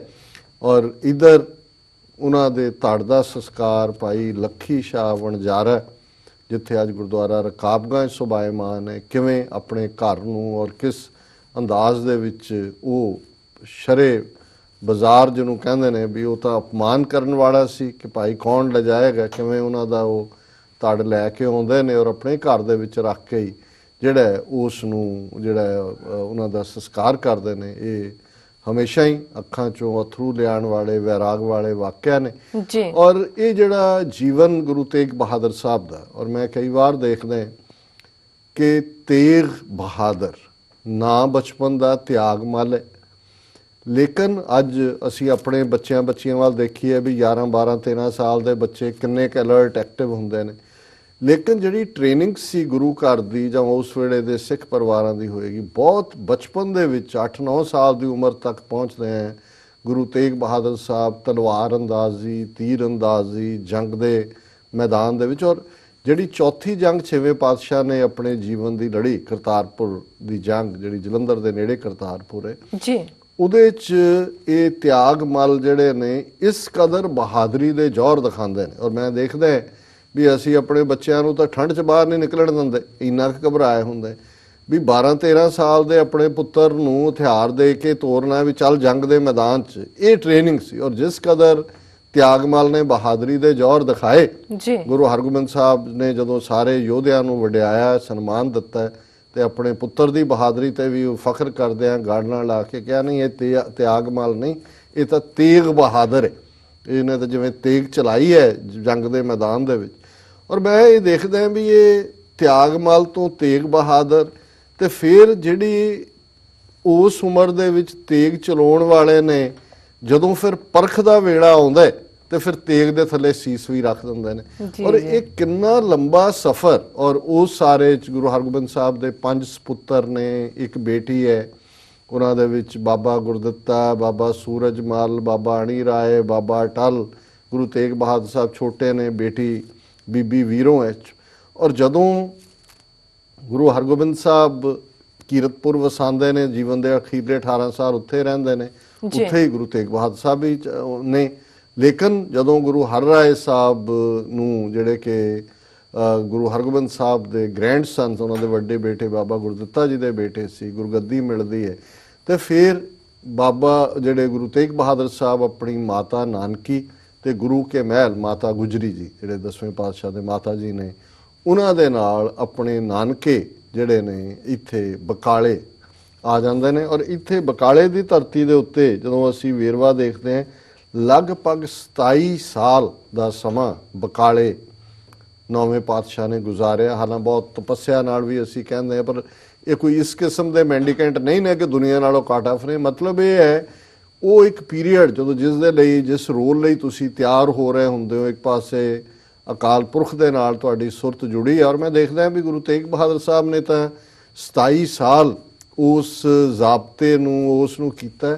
ਕਿੱਡੀ ਵੱਡੀ ਹੈ ਮਾਤਾ ਗੁਜਰੀ ਉਹਨਾਂ ਦੇ ਘਰੋਂ, ਕਿ ਵੀ ਗੁਰੂ ਕੇ ਮਹਿਲ ਵੀ ਉਹਨਾਂ ਨੇ ਔਰ ਉਹਨਾਂ ਦੀ ਮਾਤਾ ਨਾਨਕੀ। ਔਰ ਇਹ ਹੀ ਨਹੀਂ ਹੈ ਕਿ ਵੀ ਮਾਤਾ ਨੂੰ ਅੱਜ ਅਸੀਂ ਆਪਣੇ ਬਜ਼ੁਰਗਾਂ ਪ੍ਰਤੀ ਕੀ ਧਿਆਨ ਰੱਖਦੇ ਹਾਂ ਜਾਂ ਕਿੰਨਾ ਸਾਡਾ ਮਾਣ ਸਤਿਕਾਰ ਰਹਿ ਗਿਆ, ਇਹ ਵੀ ਅਸੀਂ ਹਿਸਟਰੀ ਦੇ ਪੱਖ ਦੇਖਦੇ, ਜਿਹਨੂੰ ਅੱਜ ਅਸੀਂ ਅਨੰਦਪੁਰ ਸਾਹਿਬ ਕਹਿੰਦੇ ਹਾਂ। ਇਹ ਉਹ ਹੈ ਜਿਹਨੂੰ ਗੁਰੂ ਤੇਗ ਬਹਾਦਰ ਸਾਹਿਬ ਨੇ ਵਸਾਇਆ। ਔਰ ਇਹਦਾ ਪਹਿਲਾ ਨਾਂ ਚੱਕ ਨਾਨਕੀ ਸੀ, ਆਪਣੀ ਮਾਂ ਦੇ ਨਾਂ ਤੇ ਜੀ। ਔਰ ਇਹ ਜਦੋਂ ਤੁਸੀਂ ਪੈਰਾਮੀਟਰ ਦੇਖਦੇ ਹੋ ਜਿਹੜੇ ਕਿ ਇਨਸਾਨੀਅਤ ਦੇ ਨਾਤੇ, ਸਿੱਖੀ ਦੇ ਨਾਤੇ, ਔਰ ਲਗਭਗ 27 ਸਾਲ ਦਾ ਇਹ ਸਮਾਂ, ਉਧਰ ਗੁਰੂ ਹਰਕ੍ਰਿਸ਼ਨ ਸਾਹਿਬ ਦਿੱਲੀ ਦੇ ਵਿੱਚ ਜੋਤੀ ਜੋਤ ਸਮਾਉਂਦੇ ਨੇ। ਔਰ ਜੋਤੀ ਜੋਤ ਸਮਾਉਣ ਤੋਂ ਪਹਿਲਾਂ ਸਿੱਖਾਂ ਨੂੰ ਹੁਕਮ ਕਰਦੇ ਨੇ ਕਿ ਭਾਈ ਅਗਲਾ ਗੁਰੂ, ਉਹ ਪੁੱਛਦੇ ਨੇ ਕਿੱਥੇ, ਬਾਬਾ ਬਕਾਲੇ। ਹੁਣ ਪਿੰਡ ਦਾ ਨਾਮ ਬਕਾਲਾ ਹੈ, ਪਰ ਕਿਉਂਕਿ ਗੁਰੂ ਤੇਗ ਬਹਾਦਰ ਸਾਹਿਬ ਰਿਸ਼ਤੇ ਦੇ ਵਿੱਚ ਬਾਬੇ ਲੱਗਦੇ ਨੇ ਗੁਰੂ ਹਰਕ੍ਰਿਸ਼ਨ ਸਾਹਿਬ ਦੇ, ਔਰ ਕਿਉਂ ਬਾਬਾ ਮੱਖਣ ਸ਼ਾਹ ਰੁਬਾਣਾ ਜਿਹੜੇ ਕਿ ਫਿਰ ਕਿਸ ਅੰਦਾਜ਼ ਦੇ ਵਿੱਚ, ਔਰ ਅੱਜ ਜਦੋਂ ਅਸੀਂ ਦੇਖਦੇ ਹਾਂ ਕਿ ਉਹ ਰਾਧਾ ਸੁਆਮੀ ਹੋਣ, ਨਰਕਤਾਰੀ ਹੋਣ, ਆਸ਼ੂਤੋਸ਼, ਸੌਦਾ ਸਾਧ, ਭਨਿਆਰਾ, ਪਤਾ ਨਹੀਂ ਕਿੰਨੇ ਫਰਾਡੀਏ ਸਰਕਾਰ ਨੇ ਖੜੇ ਕਰ ਦਿੱਤੇ ਨੇ। ਹੁਣ ਮਕਸਦ ਕੀ ਹੈ ਕਿ ਗੁਰੂ ਗ੍ਰੰਥ ਸਾਹਿਬ ਦੀ ਗੁਰਤਾ ਨਾਲੋਂ ਤੋੜਨਾ ਔਰ ਇਹਨਾਂ ਦੇ ਮਗਰ ਲਾਣਾ। ਇਹੋ ਜਿਹਾ ਹੀ ਕੰਮ ਉਦੋਂ ਦੀ ਮੁਗਲਿਆ ਹਕੂਮਤ ਨੇ ਵੀ, ਜਦੋਂ 22 ਮੰਜੀਆਂ ਦੇ ਅਸੀਂ ਗੱਲ ਕਰਦੇ ਹਾਂ, ਉੱਥੇ ਬਕਾਲੇ ਬਹਿ ਗਏ ਕਿ ਮੈਂ ਅਸਲੀ ਗੁਰੂ ਹਾਂ, ਮੈਂ ਉਹ ਸਾਰੇ ਸੋਢੀ ਉੱਥੇ ਇਕੱਠੇ ਹੋ ਕੇ ਪਹੁੰਚ ਗਏ। ਅੱਜ ਤੱਕ ਬਾਬੇ ਨੂੰ ਸੌਦਾ ਲਾਇਆ ਬਾਬਾ ਲੱਖਾ ਸਿੰਘ ਨੂੰ ਰਾਜਸਥਾਨ ਦੇ ਵਿੱਚ। ਹਾਂ, ਇਦਾਂ ਦੇ ਹੋਰ ਖੜੇ ਕਰ ਦੇਣਗੇ ਜੀ, ਹਕੂਮਤਾਂ ਕਰਦੀਆਂ ਹੁੰਦੀਆਂ ਨੇ। ਔਰ ਫਿਰ ਅਸੀਂ ਦੇਖਦੇ ਹਾਂ ਵੀ ਬਾਬਾ ਮੱਖਣ ਸ਼ਾਹ ਲੋਬਾਣਾ ਜਿਹੜੇ ਇੱਕ ਵੱਡੇ ਵਪਾਰੀ ਸਨ, ਕਿਸ ਤਰੀਕੇ ਦੇ ਨਾਲ, ਇਹ ਨਹੀਂ ਹੈ ਵੀ ਉਹਨਾਂ ਨੇ ਗੁਰੂ ਨੂੰ ਪ੍ਰਗਟ ਕੀਤਾ। ਗੁਰੂ ਨੂੰ ਕੌਣ ਲੁਕੋ ਸਕਦਾ, ਉਹ ਤਾਂ ਜੋ ਤੋਹਾ ਜੁਗਤ ਸਾਏ ਸਹਿ ਕਾਇਆ ਫੇਰ ਪਲਟੀਏ। ਜੋ ਹੀ ਗੁਰੂ ਹਰਕ੍ਰਿਸ਼ਨ ਸਾਹਿਬ ਜੋਤੀ ਜੋਤ ਸਮਾਉਂਦੇ ਨੇ, ਉਹ ਜੋਤ ਗੁਰੂ ਤੇਗ ਬਹਾਦਰ ਸਾਹਿਬ 'ਚ ਟਿਕ ਜਾਂਦੀ ਹੈ। ਪਰ ਬਹੁਤ ਵਾਰ ਕੁਦਰਤ ਇਸ ਕਿਸਮ ਦੇ ਢੋਹ ਟਕਾਉਂਦੀ ਹੈ ਜਦੋਂ ਕਿ ਪਖੰਡ ਦਾ ਪਰਦਾ ਚੁੱਕਣਾ ਹੁੰਦਾ। ਔਰ ਫਿਰ ਗੁਰੂ ਤੇਗ ਬਹਾਦਰ ਸਾਹਿਬ ਗੁਰੂ ਲਾਦੋ ਰਹੇ। ਔਰ ਰੱਖੜ ਪੁੰਨਿਆ ਦਾ ਹੀ ਉਹ ਕੁਦਰਤੀ ਦਿਨ ਸੀ। ਕਈ ਕਹਿਣਗੇ ਕਿ ਜੀ ਉਹ ਸਿੱਖ ਰੱਖੜੀ ਮਨਾਉਂਦੇ ਨੇ ਜੀ। ਮੈਂ ਕਿਹਾ ਅੱਛਾ ਹਾਂ, ਬਾਬੇ ਬਗਾੜੇ ਦਾ ਮੇਲਾ ਲੱਗਦਾ ਜੀ। ਮੈਂ ਕਿਹਾ ਜੀ ਹਿਸਟਰੀ 'ਚ ਐਕਚੁਅਲੀ ਦਿਨ ਹੀ ਉਹ ਸੀ ਜਿੱਦਣ ਕਿ ਬਾਬਾ ਮੱਖਣ ਸ਼ਾਹ ਲੋਬਾਣਾ ਨੇ 5-5 ਮੋਹਰਾਂ ਰੱਖ ਕੇ ਪਰਖ ਕਰਕੇ ਅਲਟੀਮੇਟਲੀ ਕੀਤਾ। ਫਿਰ ਅਸੀਂ ਦੇਖਦੇ ਹਾਂ ਵੀ ਅੰਮ੍ਰਿਤਸਰ ਆਉਂਦੇ ਨੇ ਕਿ ਦਰਬਾਰ ਸਾਹਿਬ ਮੱਥਾ ਟੇਕਣ, ਤੇ ਉੱਥੇ ਕਬਜ਼ਾ ਪ੍ਰਿਥੀਆਂ ਦਾ, ਪ੍ਰਿਥੀ ਚੰਦ ਦੀ ਔਲਾਦ ਮੀਣਿਆਂ ਦਾ, ਉਹ ਦਰਵਾਜ਼ੇ ਬੰਦ ਕਰ ਲੈਂਦੇ ਨੇ ਕਿ ਵੀ ਉਹਨੂੰ ਕਿਹਾ ਜੇ ਅਸਲੀ ਗੁਰੂ ਆ ਗਏ ਤਾਂ ਕਬਜ਼ਾ ਹੀ ਨਾ ਕਰ ਲੈਣ। ਉਹਦੇ ਤੇ ਨੌਵੇਂ ਪਾਤਸ਼ਾਹ ਦੇ ਸ਼ਬਦ ਦੁਹਰਾਏ ਜਾਂਦੇ ਨੇ ਕਿ ਇਹ ਮਸੰਦ ਜੋ ਅੰਬਰ ਸਰੀਏ ਤ੍ਰਿਸ਼ਨਾ ਅਗਨ ਕੇ ਅੰਤਰ ਸੜੀਏ। ਕਈ ਕਹਿਣਗੇ ਜੀ ਕਿਆ ਮਹਾਰਾਜ ਨੇ ਅੰਬਰ ਸਰੀਏ ਅੰਦਰ ਸੜੀਏ, ਨਹੀਂ, ਉਹਨੇ ਕਿਹਾ ਵੀ ਇਹ ਜਿਹੜੇ ਮਸੰਦ ਨੇ ਜਿਹੜੇ ਬੈਠੇ ਆ ਕਬਜ਼ਾ ਕਰਕੇ, ਇਹ ਤ੍ਰਿਸ਼ਨਾ ਦੀ ਅੱਗ ਦੇ ਵਿੱਚ ਸੜ ਰਹੇ ਨੇ। ਸੋ ਜ਼ਾਹਰ ਹੈ ਉਹਨਾਂ ਨੇ ਅਲਟੀਮੇਟਲੀ, ਜਿਵੇਂ ਮੈਂ ਕਿਹਾ ਕਿ ਵੀ ਚੱਕ ਨਾਨਕੀ, ਉਹਨਾਂ ਨੇ ਦੇਖ ਲਿਆ ਵੀ ਇੱਥੇ ਵੀ ਹੌਸਟਿਲਿਟੀ ਹੈ, ਉੱਥੇ ਵੀ ਹੈ, ਔਰ ਚੱਕ ਨਾਨਕੀ ਵਸਾ ਕੇ ਫਿਰ ਉਹ ਆਪਣਾ ਉਹਨਾਂ ਨੇ ਪ੍ਰਚਾਰ ਦੌਰਾ, ਔਰ ਗੁਰੂ ਨਾਨਕ ਸਾਹਿਬ ਤੋਂ ਬਾਅਦ ਨੌਵੇਂ ਪਾਤਸ਼ਾਹ ਨੇ ਸਭ ਤੋਂ ਜ਼ਿਆਦਾ ਟਰੈਵਲ ਕੀਤਾ। ਅੱਜ ਵੀ ਧੋਗੜੀ ਸਾਹਿਬ ਹੋਏ ਅਸਾਮ ਦੇ ਵਿੱਚ, ਢਾਕੇ ਦੇ ਵਿੱਚ, ਢਾਕਾ ਯੂਨੀਵਰਸਿਟੀ 'ਚ, ਚਿਟਾਗੋਂਗ 'ਚ, ਬੰਗਲਾਦੇਸ਼ 3 ਗੁਰਦੁਆਰੇ ਗੁਰੂ ਤੇਗ ਬਹਾਦਰ ਸਾਹਿਬ ਦੇ ਨੇ। ਔਰ ਇਧਰੋਂ ਜੇ ਅਸੀਂ ਦੇਖੀਏ ਵੀ ਹਰਿਆਣੇ 'ਚੋਂ ਗੁਜ਼ਰ ਕੇ ਰਾਜਸਥਾਨ ਔਰ ਯੂਪੀ, ਬਿਹਾਰ, ਈਵਨ ਹਰਿਦੁਆਰ, ਕੁਰੂਕਸ਼ੇਤਰ, ਸਾਰੇ ਪਾਸੇ ਤੁਹਾਨੂੰ ਗੁਰੂ ਨੌਵੇਂ ਪਾਤਸ਼ਾਹ ਦੇ ਜਿਹੜੇ ਨੇ ਯਾਦ ਦੇ ਵਿੱਚ ਗੁਰਦੁਆਰਾ ਸਾਹਿਬ ਮਿਲ ਜਾਣਗੇ। ਔਰ ਹਰ ਥਾਂ ਉਹਨਾਂ ਨੇ ਬੇਖੌਫ ਹੋ ਕੇ ਸੱਚ, ਹੱਕ, ਇਨਸਾਫ ਦਾ, ਔਰ ਜਦੋਂ ਅਸੀਂ ਬਾਣੀ ਦੇ ਹਵਾਲੇ ਨਾਲ ਦੇਖਦੇ ਹਾਂ, ਪੰਜਵੇਂ ਪਾਤਸ਼ਾਹ ਨੇ ਆਦ ਬੀੜ ਜਿਹੜੀ ਭਾਈ ਗੁਰਦਾਸ ਜੀ ਤੋਂ ਲਿਖਵਾਈ, ਉਸ ਦੇ ਵਿੱਚ ਨੌਵੇਂ ਪਾਤਸ਼ਾਹ ਦੀ ਬਾਣੀ, 2 ਸਾਡੀਆਂ ਪਰੰਪਰਾਵਾਂ ਨੇ। ਇੱਕ ਤਾਂ ਇਹ ਹੈ ਵੀ ਗੁਰੂ ਤੇਗ ਬਹਾਦਰ ਸਾਹਿਬ ਨੇ ਹੀ ਸ਼ਾਮਲ ਕੀਤੀ, ਉਹ ਪੂਰਨ ਗੁਰੂ ਸਨ, ਉਹਨਾਂ ਦੇ ਕੋਲ ਹੱਕ ਸੀ। ਇੱਕ ਜਿਹੜੀ ਹੈ ਸਾਡੀ ਰਵਾਇਤ ਹੈ ਕਿ 10ਵੇਂ ਪਾਤਸ਼ਾਹ ਨੇ ਜਦੋਂ ਦਮਦਮਾ ਸਾਹਿਬ ਵਿਖੇ ਇਸ ਬੀੜ ਨੂੰ ਮੁਕੰਮਲ ਕੀਤਾ ਦੁਬਾਰਾ, ਜਿਹਨੂੰ ਅਸੀਂ ਦਮਦਮੀ ਬੀੜ ਕਹਿੰਦੇ ਹਾਂ, ਔਰ ਜਿਸ ਨੂੰ ਫਾਈਨਲ ਗੁਰਤਾ ਦਿੱਤੀ, ਉਹਨਾਂ ਨੇ ਗੁਰੂ ਤੇਗ ਬਹਾਦਰ ਸਾਹਿਬ ਦੀ ਬਾਣੀ ਨੂੰ ਜਿਹੜਾ ਉਹ ਉਹਦੇ ਸ਼ਾਮਲ ਕੀਤਾ। 115 ਦੇ ਕਰੀਬ ਸ਼ਬਦ, ਉਹਦੇ 'ਚ ਕਾਫੀ ਸ਼ਲੋਕ ਨੇ, ਔਰ ਲਗਭਗ 15 ਰਾਗਾਂ ਦੇ ਵਿੱਚ ਹੀ ਗੁਰੂ ਤੇਗ ਬਹਾਦਰ ਸਾਹਿਬ ਦੀ ਬਾਣੀ ਹੈ।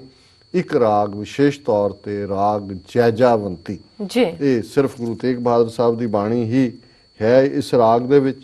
ਔਰ ਜਦੋਂ ਅਸੀਂ ਇਹ ਸਾਰੇ ਪਾਠ ਨੂੰ ਅੱਜ ਵੀ, ਜਦੋਂ ਗੁਰੂ ਗ੍ਰੰਥ ਸਾਹਿਬ ਦਾ ਆਰੰਭਤਾ ਵੇਲੇ ਬਹੁਤੇ ਹੁੰਦੇ ਨੇ ਜਪਜੀ ਸਾਹਿਬ ਦੀ ਡੀਕਦੇ ਕਦੋਂ 5 ਪੌੜੀਆਂ ਹੋਣ, ਪ੍ਰਸ਼ਾਦ ਮਿਲੇ ਜਾਈਏ, ਫਿਰ ਤਾਂ ਪਾਠੀ ਪਾਠ ਕਰਦੇ ਨੇ।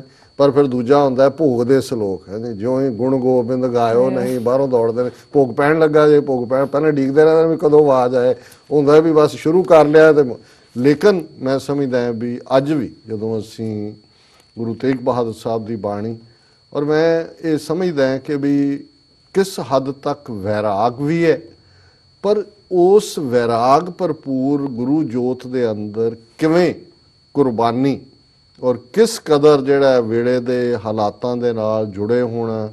ਕਸ਼ਮੀਰੀ ਪੰਡਤਾਂ ਦੀ ਕਹਾਣੀ ਸਾਹਮਣੇ ਕਿ ਕਿਵੇਂ ਆਉਂਦੇ ਨੇ, ਕਿਉਂਕਿ ਔਰੰਗਜ਼ੇਬ ਦਾ ਜ਼ੋਰ ਕਸ਼ਮੀਰ ਤੇ ਜ਼ਿਆਦਾ ਲੱਗਾ। ਪਹਿਲਾਂ ਉਹਨੇ ਕਿਹਾ ਕਿ ਭਾਈ ਇੱਥੇ ਇਹਨਾਂ ਦਾ ਦਿਮਾਗ ਹੈ ਸਾਰਿਆਂ ਦਾ, ਇਹ ਪੰਡਤ ਜਿਹੜੇ ਨੇ ਇਹ ਜੇ ਮੁਸਲਮਾਨ ਹੋ ਜਾਣ ਤੇ ਬਾਕੀਆਂ ਦਾ ਕੰਮ ਸੌਖਾ ਹੋ ਜਾਏਗਾ। ਔਰ ਇਹ ਸਾਰੇ ਸਾਖੀ ਤੋਂ ਵਾਕਿਫ ਨੇ ਕਿ ਕਿਵੇਂ 9 ਸਾਲ ਦੇ ਬਾਲਾ ਪ੍ਰੀਤਮ ਗੁਰੂ ਗੋਬਿੰਦ ਸਿੰਘ ਸਾਹਿਬ ਦੇ ਨਾਲ ਜਿਹੜਾ ਡਾਇਲੋਗ ਹੈ ਪਿਤਾ ਜੀ ਦਾ।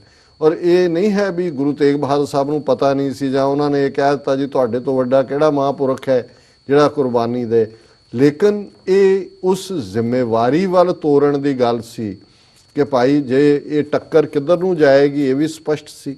ਔਰ ਇਹ ਵੀ ਸੀ ਕਿ ਅਜੇ 9 ਸਾਲ ਦੇ ਨੇ ਬਾਲਾ ਪ੍ਰੀਤਮ ਗੁਰੂ ਗੋਬਿੰਦ ਸਿੰਘ ਸਾਹਿਬ, ਇਹ ਵੀ ਸੀ ਕਿ ਭਾਈ ਫੁੱਲ ਸਕੇਲ ਮੁਗਲਿਆ ਹਕੂਮਤ ਦੇ। ਔਰ ਫਿਰ ਅਸੀਂ ਦੇਖਦੇ ਕਿ ਉਹ ਚੈਲੰਜਸ ਜਿਹੜੇ 10ਵੇਂ ਪਾਤਸ਼ਾਹ ਨੇ ਲਏ, ਕੱਲੇ ਮੁਗਲਿਆ ਹਕੂਮਤ ਔਰੰਗਜ਼ੇਬ ਦੀ ਦੁਸ਼ਮਣੀ ਨਹੀਂ, ਜ਼ਿਆਦਾ 22 ਧਾਰ ਦੇ ਪਹਾੜੀ ਰਾਜੇ ਕਿਵੇਂ ਇਕੱਠੇ ਹੋ ਕੇ ਉਹਨਾਂ ਨੇ, ਔਰ ਪਹਿਲੀ ਜੰਗ ਜਿਹੜੀ ਲਗਭਗ 19 ਸਾਲ ਦੀ ਉਮਰ 'ਚ 10ਵੇਂ ਪਾਤਸ਼ਾਹ ਨੂੰ ਭੰਗਾਣੀ ਦਾ ਜੰਗ ਜਿਹੜਾ ਹੈ, ਭੰਗਾਣੀ ਦਾ ਯੁੱਧ ਲੜਨਾ ਪਿਆ।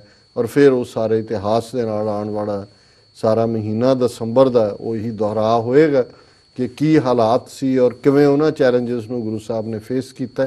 ਪਰ ਮੈਂ ਸਮਝਦਾ ਵੀ ਅੱਜ ਇੱਕ ਪਾਸੇ ਜਿੱਥੇ ਅਸੀਂ ਅਕਿਰਤ ਕਣਾਂ ਦੀ ਦਾਸਤਾਨ ਕਿ ਅੱਜ ਉਹੀ ਹਿੰਦੂਤਵੀ ਤਾਕਤਾਂ ਜਿਨ੍ਹਾਂ ਨੇ ਕਦੇ ਇੱਕ ਦੀਨ ਹੋ ਕੇ ਸ਼ਰਨ ਮੰਗੀ ਸੀ ਕਿ ਕਿਰਪਾ ਕਰੋ ਨਾਥ, ਸ਼ਰਨ ਆਏ ਹੈ ਅਨਾਥ ਬਿਪ, ਬਿਪ ਬ੍ਰਾਹਮਣ ਨੂੰ ਕਹਿੰਦੇ, ਜ਼ਾਲਮ ਔਰੰਗਜ਼ੇਬ ਦੰਤ ਕੇ ਸਤਾਏ ਹੈ, पूजा पाठ बंद किए मंदिर टवाए दीनों, लाखों राजपूत गोदी मौत के सिलाए हैं, गौओं को कत्ल कर बिपों को चुकावें शीस, ऐसी मंद बिथ्या सुनावने को आए हैं, बंद हुई लाटें सभी माता लाटा वाली जी की, सभी देवी देवते निराश फल पाए हैं। जी। ये चार चफेरे ਅਸੀਂ ਕਰ ਲਿਆ ਕੁਛ ਨਹੀਂ, ਲੇਕਿਨ ਇਧਰ ਜਦੋਂ ਗੁਰੂ ਤੇਗ ਬਹਾਦਰ ਸਾਹਿਬ ਦੀ ਅਸੀਂ ਵਿਚਾਰਧਾਰਾ ਔਰ ਜਿਸ ਅੰਦਾਜ਼ ਦੇ ਵਿੱਚ ਉਹਨਾਂ ਨੇ ਇੱਕ ਧਰਮ ਦੀ ਚਾਦਰ ਬਣ ਕੇ ਔਰ ਉਹਨਾਂ ਦੀ ਬਾਣੀ ਦਾ ਜਦੋਂ ਅਸੀਂ ਇਹ ਹੁਕਮ ਪੜ੍ਹਦੇ ਹਾਂ, ਭੈ ਕਾਹੂ ਕੋ ਦੇਤ ਨੈ ਨੈ ਭੈ ਮਾਨਤ ਆਨ, ਕਹੁ ਨਾਨਕ ਇਹ ਜਗਤ ਮੈਂ ਗਿਆਨੀ ਤਾਹੇ ਬਖਾਨ। ਜੀ ਕਿ ਗਿਆਨਵਾਨ ਕਹਾਣ ਦਾ, ਅਧਿਆਤਮਕ ਕਹਾਣ ਦਾ, ਸਪਿਰਿਚੁਅਲ ਕਹਾਣ ਦਾ ਉਹਨੂੰ ਹੀ ਹੱਕ ਹੈ ਜਿਹੜਾ ਭੈ ਕਾਹੂ ਕੋ ਦੇਤ ਨੇ, ਜਿਹੜਾ ਕਿਸੇ ਨੂੰ ਡਰ ਦਿੰਦਾ ਨਹੀਂ, ਨੈ ਭੈ ਮਾਨਤ ਆਨ, ਨਾ ਕਿਸੇ ਦਾ ਉਹ ਡਰ ਮੰਨਦਾ ਹੈ। ਔਰ ਇਹ ਜਿਹੜੀ ਵਿਚਾਰਧਾਰਾ ਹੈ ਸਿੱਖੀ ਦੀਆਂ ਫਾਊਂਡੇਸ਼ਨਸ ਇਸ ਵਿਚਾਰਧਾਰਾ ਤੇ ਨੇ। ਜ਼ਬਰ ਦੇ ਨਾਲ ਕਿਸੇ ਦਾ ਅਕੀਦਾ ਬਦਲਣ ਨਹੀਂ ਦੇਣਾ ਹੈ, ਪਰ ਐਟ ਦਾ ਸੇਮ ਟਾਈਮ ਜਿਹੜਾ ਕੋਈ ਬਦਲਣ ਦੀ ਕੋਸ਼ਿਸ਼ ਕਰੇਗਾ ਫਿਰ ਉਹ ਰੱਬ ਦਾ ਭਾਣਾ ਮੰਨ ਕੇ ਜਿਹੜਾ ਉਹ ਚਾਦਰ ਲਪੇਟ ਕੇ ਜਾਂ ਜਿਵੇਂ ਕਬੂਤਰ ਅੱਖਾਂ ਬੰਦ ਕਰ ਲਏ ਬਿੱਲੀ ਨੂੰ ਦੇਖ ਕੇ, ਇਹ ਨਹੀਂ ਹੈ। ਫਿਰ ਉਹਨੂੰ ਚੈਲੰਜ ਕਰਨਾ ਹੈ ਕਿ ਜਿਵੇਂ ਚੈਲੰਜ ਕੀਤਾ ਕਿ ਭਾਈ ਤੂੰ ਤਾਂ ਚਾਹੁੰਦਾ 2 ਤੋਂ 1 ਕਰਨਾ, ਮੈਂ ਤਾਂ 3 ਬਣਾਉਣੇ ਚਾਹੁੰਦਾ ਹਾਂ। ਮੈਨੂੰ ਖਾਹਿਸ਼ ਨਾ ਜਗਦੇ ਰੁਤਬਿਆਂ ਦੀ, ਨਾ ਮੈਂ ਪੀਰੀ ਦੀ ਖਾਹਿਸ਼ ਰਖਾਵਨਾ। ਜੇ ਤੁਹਾਨੂੰ ਜਗਤ ਦਾ ਸਾਰੇ ਹਿੰਦ ਦਾ ਤੁਸੀਂ ਪੀਰ ਹੋਵੋਗੇ ਤੇ ਇਹ ਹੋਏਗਾ ਤੇ ਉਹ ਹੋਏਗਾ, ਕਿਹਾ ਵੀ ਨਹੀਂ, ਇਹ ਅਕਾਲ ਪੁਰਖ ਦੀ ਰਜ਼ਾ ਹੈ ਔਰ ਹਰ ਇੱਕ ਨੂੰ ਆਪਣਾ ਜੀਵਨ ਜਾਚ ਆਪਣਾ ਅਕੀਦਾ ਰੱਖਣ ਦਾ ਹੱਕ ਹੈ। ਔਰ ਅੱਜ ਇਹ ਸਾਡੇ ਸਾਹਮਣੇ ਵੱਡਾ ਸਵਾਲ ਹੈ ਕਿ ਅਸੀਂ ਵੱਡੇ ਵੱਡੇ ਸਮਾਗਮ ਕਰਾਂਗੇ, ਗੁਰਦੁਆਰਾ ਸਾਹਿਬਾਨ 'ਚ ਲੰਗਰ ਵੀ ਹੋਣਗੇ, ਦਿੱਲੀ ਦੇ ਵਿੱਚ ਵੱਡਾ ਨਗਰ ਕੀਰਤਨ ਵੀ ਨਿਕਲਦਾ ਹੈ ਜੀ, ਪਰ ਅੱਜ 30 ਮਿਲੀਅਨ ਦੇ ਕਰੀਬ ਗੁਰੂ ਨਾਨਕ ਦੀ ਉਮਤ ਹੈ, ਗੁਰੂ ਤੇਗ ਬਹਾਦਰ ਸਾਹਿਬ ਦੇ ਪੈਰੋਕਾਰ ਨੇ ਜਿਹੜੇ ਘੱਟੋ ਘੱਟ ਆਪਣੇ ਆਪ ਨੂੰ ਸਿੱਖ ਕਹਿੰਦੇ ਨੇ। ਪਰ ਅੱਜ ਇਸ ਜ਼ੁਲਮ ਦੇ ਸਾਹਮਣੇ ਜੋ ਕਿ ਚੱਲ ਰਿਹਾ ਹੈ, ਜੋ 3 ਦਹਾਕੇ ਤੋਂ ਜ਼ਿਆਦਾ, 1.5 ਲੱਖ ਤੋਂ ਜ਼ਿਆਦਾ ਭੈ ਕਾਹੂ ਕੋ ਦੇਤ ਨੇ ਨੈ ਭੈ ਮਾਨਤ ਆਨ 'ਚ ਯਕੀਨ ਰੱਖਣ ਵਾਲੇ ਯੋਧਿਆਂ ਨੇ, ਸਿੰਘਾਂ ਸਿੰਘਣੀਆਂ ਨੇ ਕੁਰਬਾਨੀਆਂ ਦਿੱਤੀਆਂ ਨੇ। ਜੀ ਅੱਜ ਸਾਡੇ ਚੋਂ ਕਿੰਨੇ ਕੁ ਨੇ ਜਿਹੜੇ ਸੱਚ ਦੀ ਡਗਰ ਤੇ ਬਿਨਾਂ ਕਨਸੀਕੁਐਂਸਸ ਦੀ ਪਰਵਾਹ ਕੀਤਿਆਂ ਤੁਰਨ ਦੇ ਲਈ ਤਿਆਰ ਨੇ। ਅੱਜ ਸਾਡਾ ਵੱਡਾ ਹਿੱਸਾ ਵੀ ਜਿਹੜਾ ਹੈ, ਅਸੀਂ ਕਬੂਤਰ ਦੀ ਤਰ੍ਹਾਂ ਅੱਖਾਂ ਬੰਦ ਕੀਤੀਆਂ ਨੇ। ਅਸੀਂ ਜ਼ੁਲਮ ਨੂੰ ਦੇਖ ਕੇ ਵੀ ਜਿਹੜਾ ਹੈ ਉਹ ਸਮਝਦੇ ਹਾਂ ਕਿ ਭਾਈ ਇਹ ਸਾਡਾ ਇਹਦੇ ਨਾਲ ਕੋਈ ਲਾਗਾ ਦੇਗਾ ਨਹੀਂ ਹੈ। ਔਰ ਮੈਂ ਇਸ ਦੇ ਵਿੱਚ ਕਨਕਲੂਜਨ ਦੇ ਵਿੱਚ ਜ਼ਰੂਰ ਕਹਿਣਾ ਚਾਹੁੰਦਾ ਕਿ ਜੇ ਅਸੀਂ ਪ੍ਰੈਕਟੀਕਲੀ ਕੁਝ ਖੁਦ ਉਸ ਚੈਲੰਜ ਨੂੰ ਨਹੀਂ ਲੈਂਦੇ ਤਾਂ ਫਿਰ ਇਹ ਰਵਾਇਤ ਬਣ ਜਾਂਦੀ ਹੈ। ਬਾਕੀ ਤਾਂ ਰਿਚੁਅਲਸ, ਉਹਨਾਂ ਨੂੰ ਕਹੋ ਜੀ ਬੜੇ ਲੋਕ, ਬੜੀ ਸੰਗਤ, ਬੜਾ ਲੰਗਰ। ਆ ਹਿੰਦੂਆਂ ਦੇ ਕੁੰਭ ਦੇ ਉੱਤੇ 2 ਕਰੋੜ ਲੋਕ ਨਹਾਉਂਦੇ ਨੇ, ਜਿੰਨੀ ਸਾਡੀ ਕੁੱਲ ਆਬਾਦੀ ਹੈ, ਇੱਕ ਵੱਡਾ ਹਿੱਸਾ ਆਬਾਦੀ ਦਾ, ਉਹਨਾਂ ਉੱਥੇ ਗੰਗਾ ਨਹਾਉਣ ਆ ਜਾਂਦੇ ਨੇ। ਹਾਲਾ 4000 ਸਾਲ ਦਾ ਕੀ ਵੇਚਦੇ ਨੇ ਲੋਕਾਂ ਨੂੰ, ਕਰਮ ਕਾਂਡੇ। ਸੋਨਾ ਕਹੀਏ, ਇਹਨਾਂ ਦੇ ਕੱਲੇ ਕੱਲੇ ਮੰਦਿਰ ਤ੍ਰਿਪਤੀ ਵਰਗੇ 'ਚ 1-1 ਟਨ ਸੋਨਾ ਪਿਆ। ਸਾਡੇ ਕੋਲ ਕਿੰਨਾ ਕੁ ਸੋਨਾ ਹੈ ਸਾਡੇ ਗੁਰਦੁਆਰਿਆਂ 'ਚ? ਸੋ ਕੁੱਲ ਮਿਲਾ ਕੇ ਸਾਡੀ ਸਟਰੈਂਥ ਤੇ ਸੋਨਾ ਤੇ ਲੰਗਰ ਤੇ ਸਜਾਵਟਾਂ ਤੇ ਰੌਸ਼ਨੀਆਂ ਤੇ ਫਲਾਣਿਆਂ 'ਚ ਨਹੀਂ। ਸਾਡੀ ਸਟਰੈਂਥ, ਸਾਡੀ ਤਾਕਤ ਸੀ ਸੰਤ ਸਿਪਾਹੀ ਦੇ ਰੂਪ 'ਚ, ਉਹ ਸਾਰੇ ਹੀ ਗੁਣਾਂ ਦੇ ਨਾਲ ਭਰਪੂਰ ਇਨਸਾਨ ਜਿਹੜਾ ਦੀਨ ਦੁਨੀ ਦੀ ਰਾਖੀ ਦੇ ਲਈ, ਜਿਹੜਾ ਹੈਵ ਨਾਟ ਦੇ ਲਈ, ਜਿਹੜਾ ਜਿਸ ਪ੍ਰਥਾਏ 10ਵੇਂ ਪਾਤਸ਼ਾਹ ਨੇ ਫਰਮਾਇਆ ਸੀ ਕਿ ਖਾਲਸਾ ਸੋਏ ਜੋ ਨਿਰਧਨ ਕੋ ਪਾਲੇ, ਖਾਲਸਾ ਸੋਏ ਜੋ ਦੁਸ਼ਟ ਕੋ ਗਾਲੇ। ਖਾਲਸਾ ਉਹ ਹੈ ਜਿਹੜਾ ਗਰੀਬ ਦਾ ਰੱਖਿਅਕ ਹੈ ਔਰ ਜਿਹੜਾ ਦੁਸ਼ਟ ਨੂੰ, ਟਾਇਰੈਂਟ ਨੂੰ ਸਜ਼ਾ ਦੇਣ ਵਾਲਾ। ਅੱਜ ਸਾਡੇ ਵੱਡੇ ਹਿੱਸੇ ਨੇ ਤਾਂ ਗੁਲਾਮੀ ਕਬੂਲ ਕੀਤੀ ਹੋਈ ਹੈ। ਸਾਨੂੰ ਲੱਗਦਾ ਹੈ ਕਿ ਵੀ ਇਹ ਦੂਸਰਿਆਂ ਦੇ ਨਾਲ ਹੋਇਆ, ਸਾਡੇ ਨਾਲ ਨਹੀਂ ਹੋਣਾ। ਸੋ ਅਸੀਂ ਇਹੀ ਕਹਿ ਸਕਦੇ ਹਾਂ ਕਿ ਮਹਾਰਾਜ ਸਾਨੂੰ ਸਭ ਨੂੰ ਹਿੰਮਤ ਦੇਣ, ਸਟਰੈਂਥ ਦੇਣ। ਅਸੀਂ ਦੁਨੀਆ ਦੇ ਵਿੱਚ ਸਮਤ ਵੀ ਦੇਣ। ਹਾਂਜੀ, ਸਮਤ ਦੇ ਨਾਲ ਹੀ ਬਾਕੀ ਕੁਝ ਆਏਗਾ ਜੀ, ਕਿ ਸੱਚ, ਹੱਕ, ਇਨਸਾਫ ਦੇ ਸੱਚੇ ਸੁੱਚੇ ਝੰਡਾ ਬਰਦਾਰ ਬਣ ਕੇ ਜਿੱਥੇ ਦੁਨੀਆ ਦੇ ਵਿੱਚ ਸਰਬੱਤ ਦੇ ਭਲੇ ਦੇ ਆਸ਼ੇ ਦੇ ਲਈ ਕੰਮ ਕਰੀਏ, ਉੱਥੇ ਆਪਣੀ ਧਰਤੀ ਤੇ ਵੀ ਦਰਿਆਏ ਜਮਨਾ ਤੋਂ ਵਾਘਾ ਤੱਕ ਇੱਕ ਆਜ਼ਾਦ ਪ੍ਰਭੂ ਸਤਾ ਸੰਪੰਨ ਦੇਸ਼ ਖਾਲਿਸਤਾਨ ਦੀ ਸਿਰਜਣਾ ਲਈ ਤਨ ਮਨ ਧਨ ਦੇ ਨਾਲ ਜਿਹੜਾ ਹੈ ਉਹ ਕੁਰਬਾਨੀ ਕਰਨ ਲਈ ਵੀ ਤਿਆਰ ਰਹੀ। ਜੀ ਡਾਕਟਰ ਸਾਹਿਬ, ਗੁਰੂ ਤੇਗ ਬਹਾਦਰ ਧਰਮ ਦੀ ਚਾਦਰ, ਤੁਸੀਂ ਅੱਜ ਉਹਨਾਂ ਦਾ ਜੀਵਨ ਤੇ ਉਹਨਾਂ ਦਾ ਜਿਹੜਾ ਸ਼ਹਾਦਤ ਦਾ ਦਿਨ ਹੈ ਅੱਜ ਸਾਡੇ ਦਰਸ਼ਕਾਂ ਨਾਲ ਸਾਂਝਾ ਕੀਤਾ, ਇਸ ਲਈ ਤੁਹਾਡਾ ਬਹੁਤ ਬਹੁਤ ਸ਼ੁਕਰੀਆ। ਇੱਥੇ ਲੈਣੇ ਆ ਬ੍ਰੇਕ। ਵਿਊਅਰਸ, ਤੁਸੀਂ ਕਿਤੇ ਨਹੀਂ ਜਾਣਾ, ਮਿਲਦੇ ਆ ਆਫਟਰ ਦਿਸ ਸ਼ਾਰਟ ਬ੍ਰੇਕ।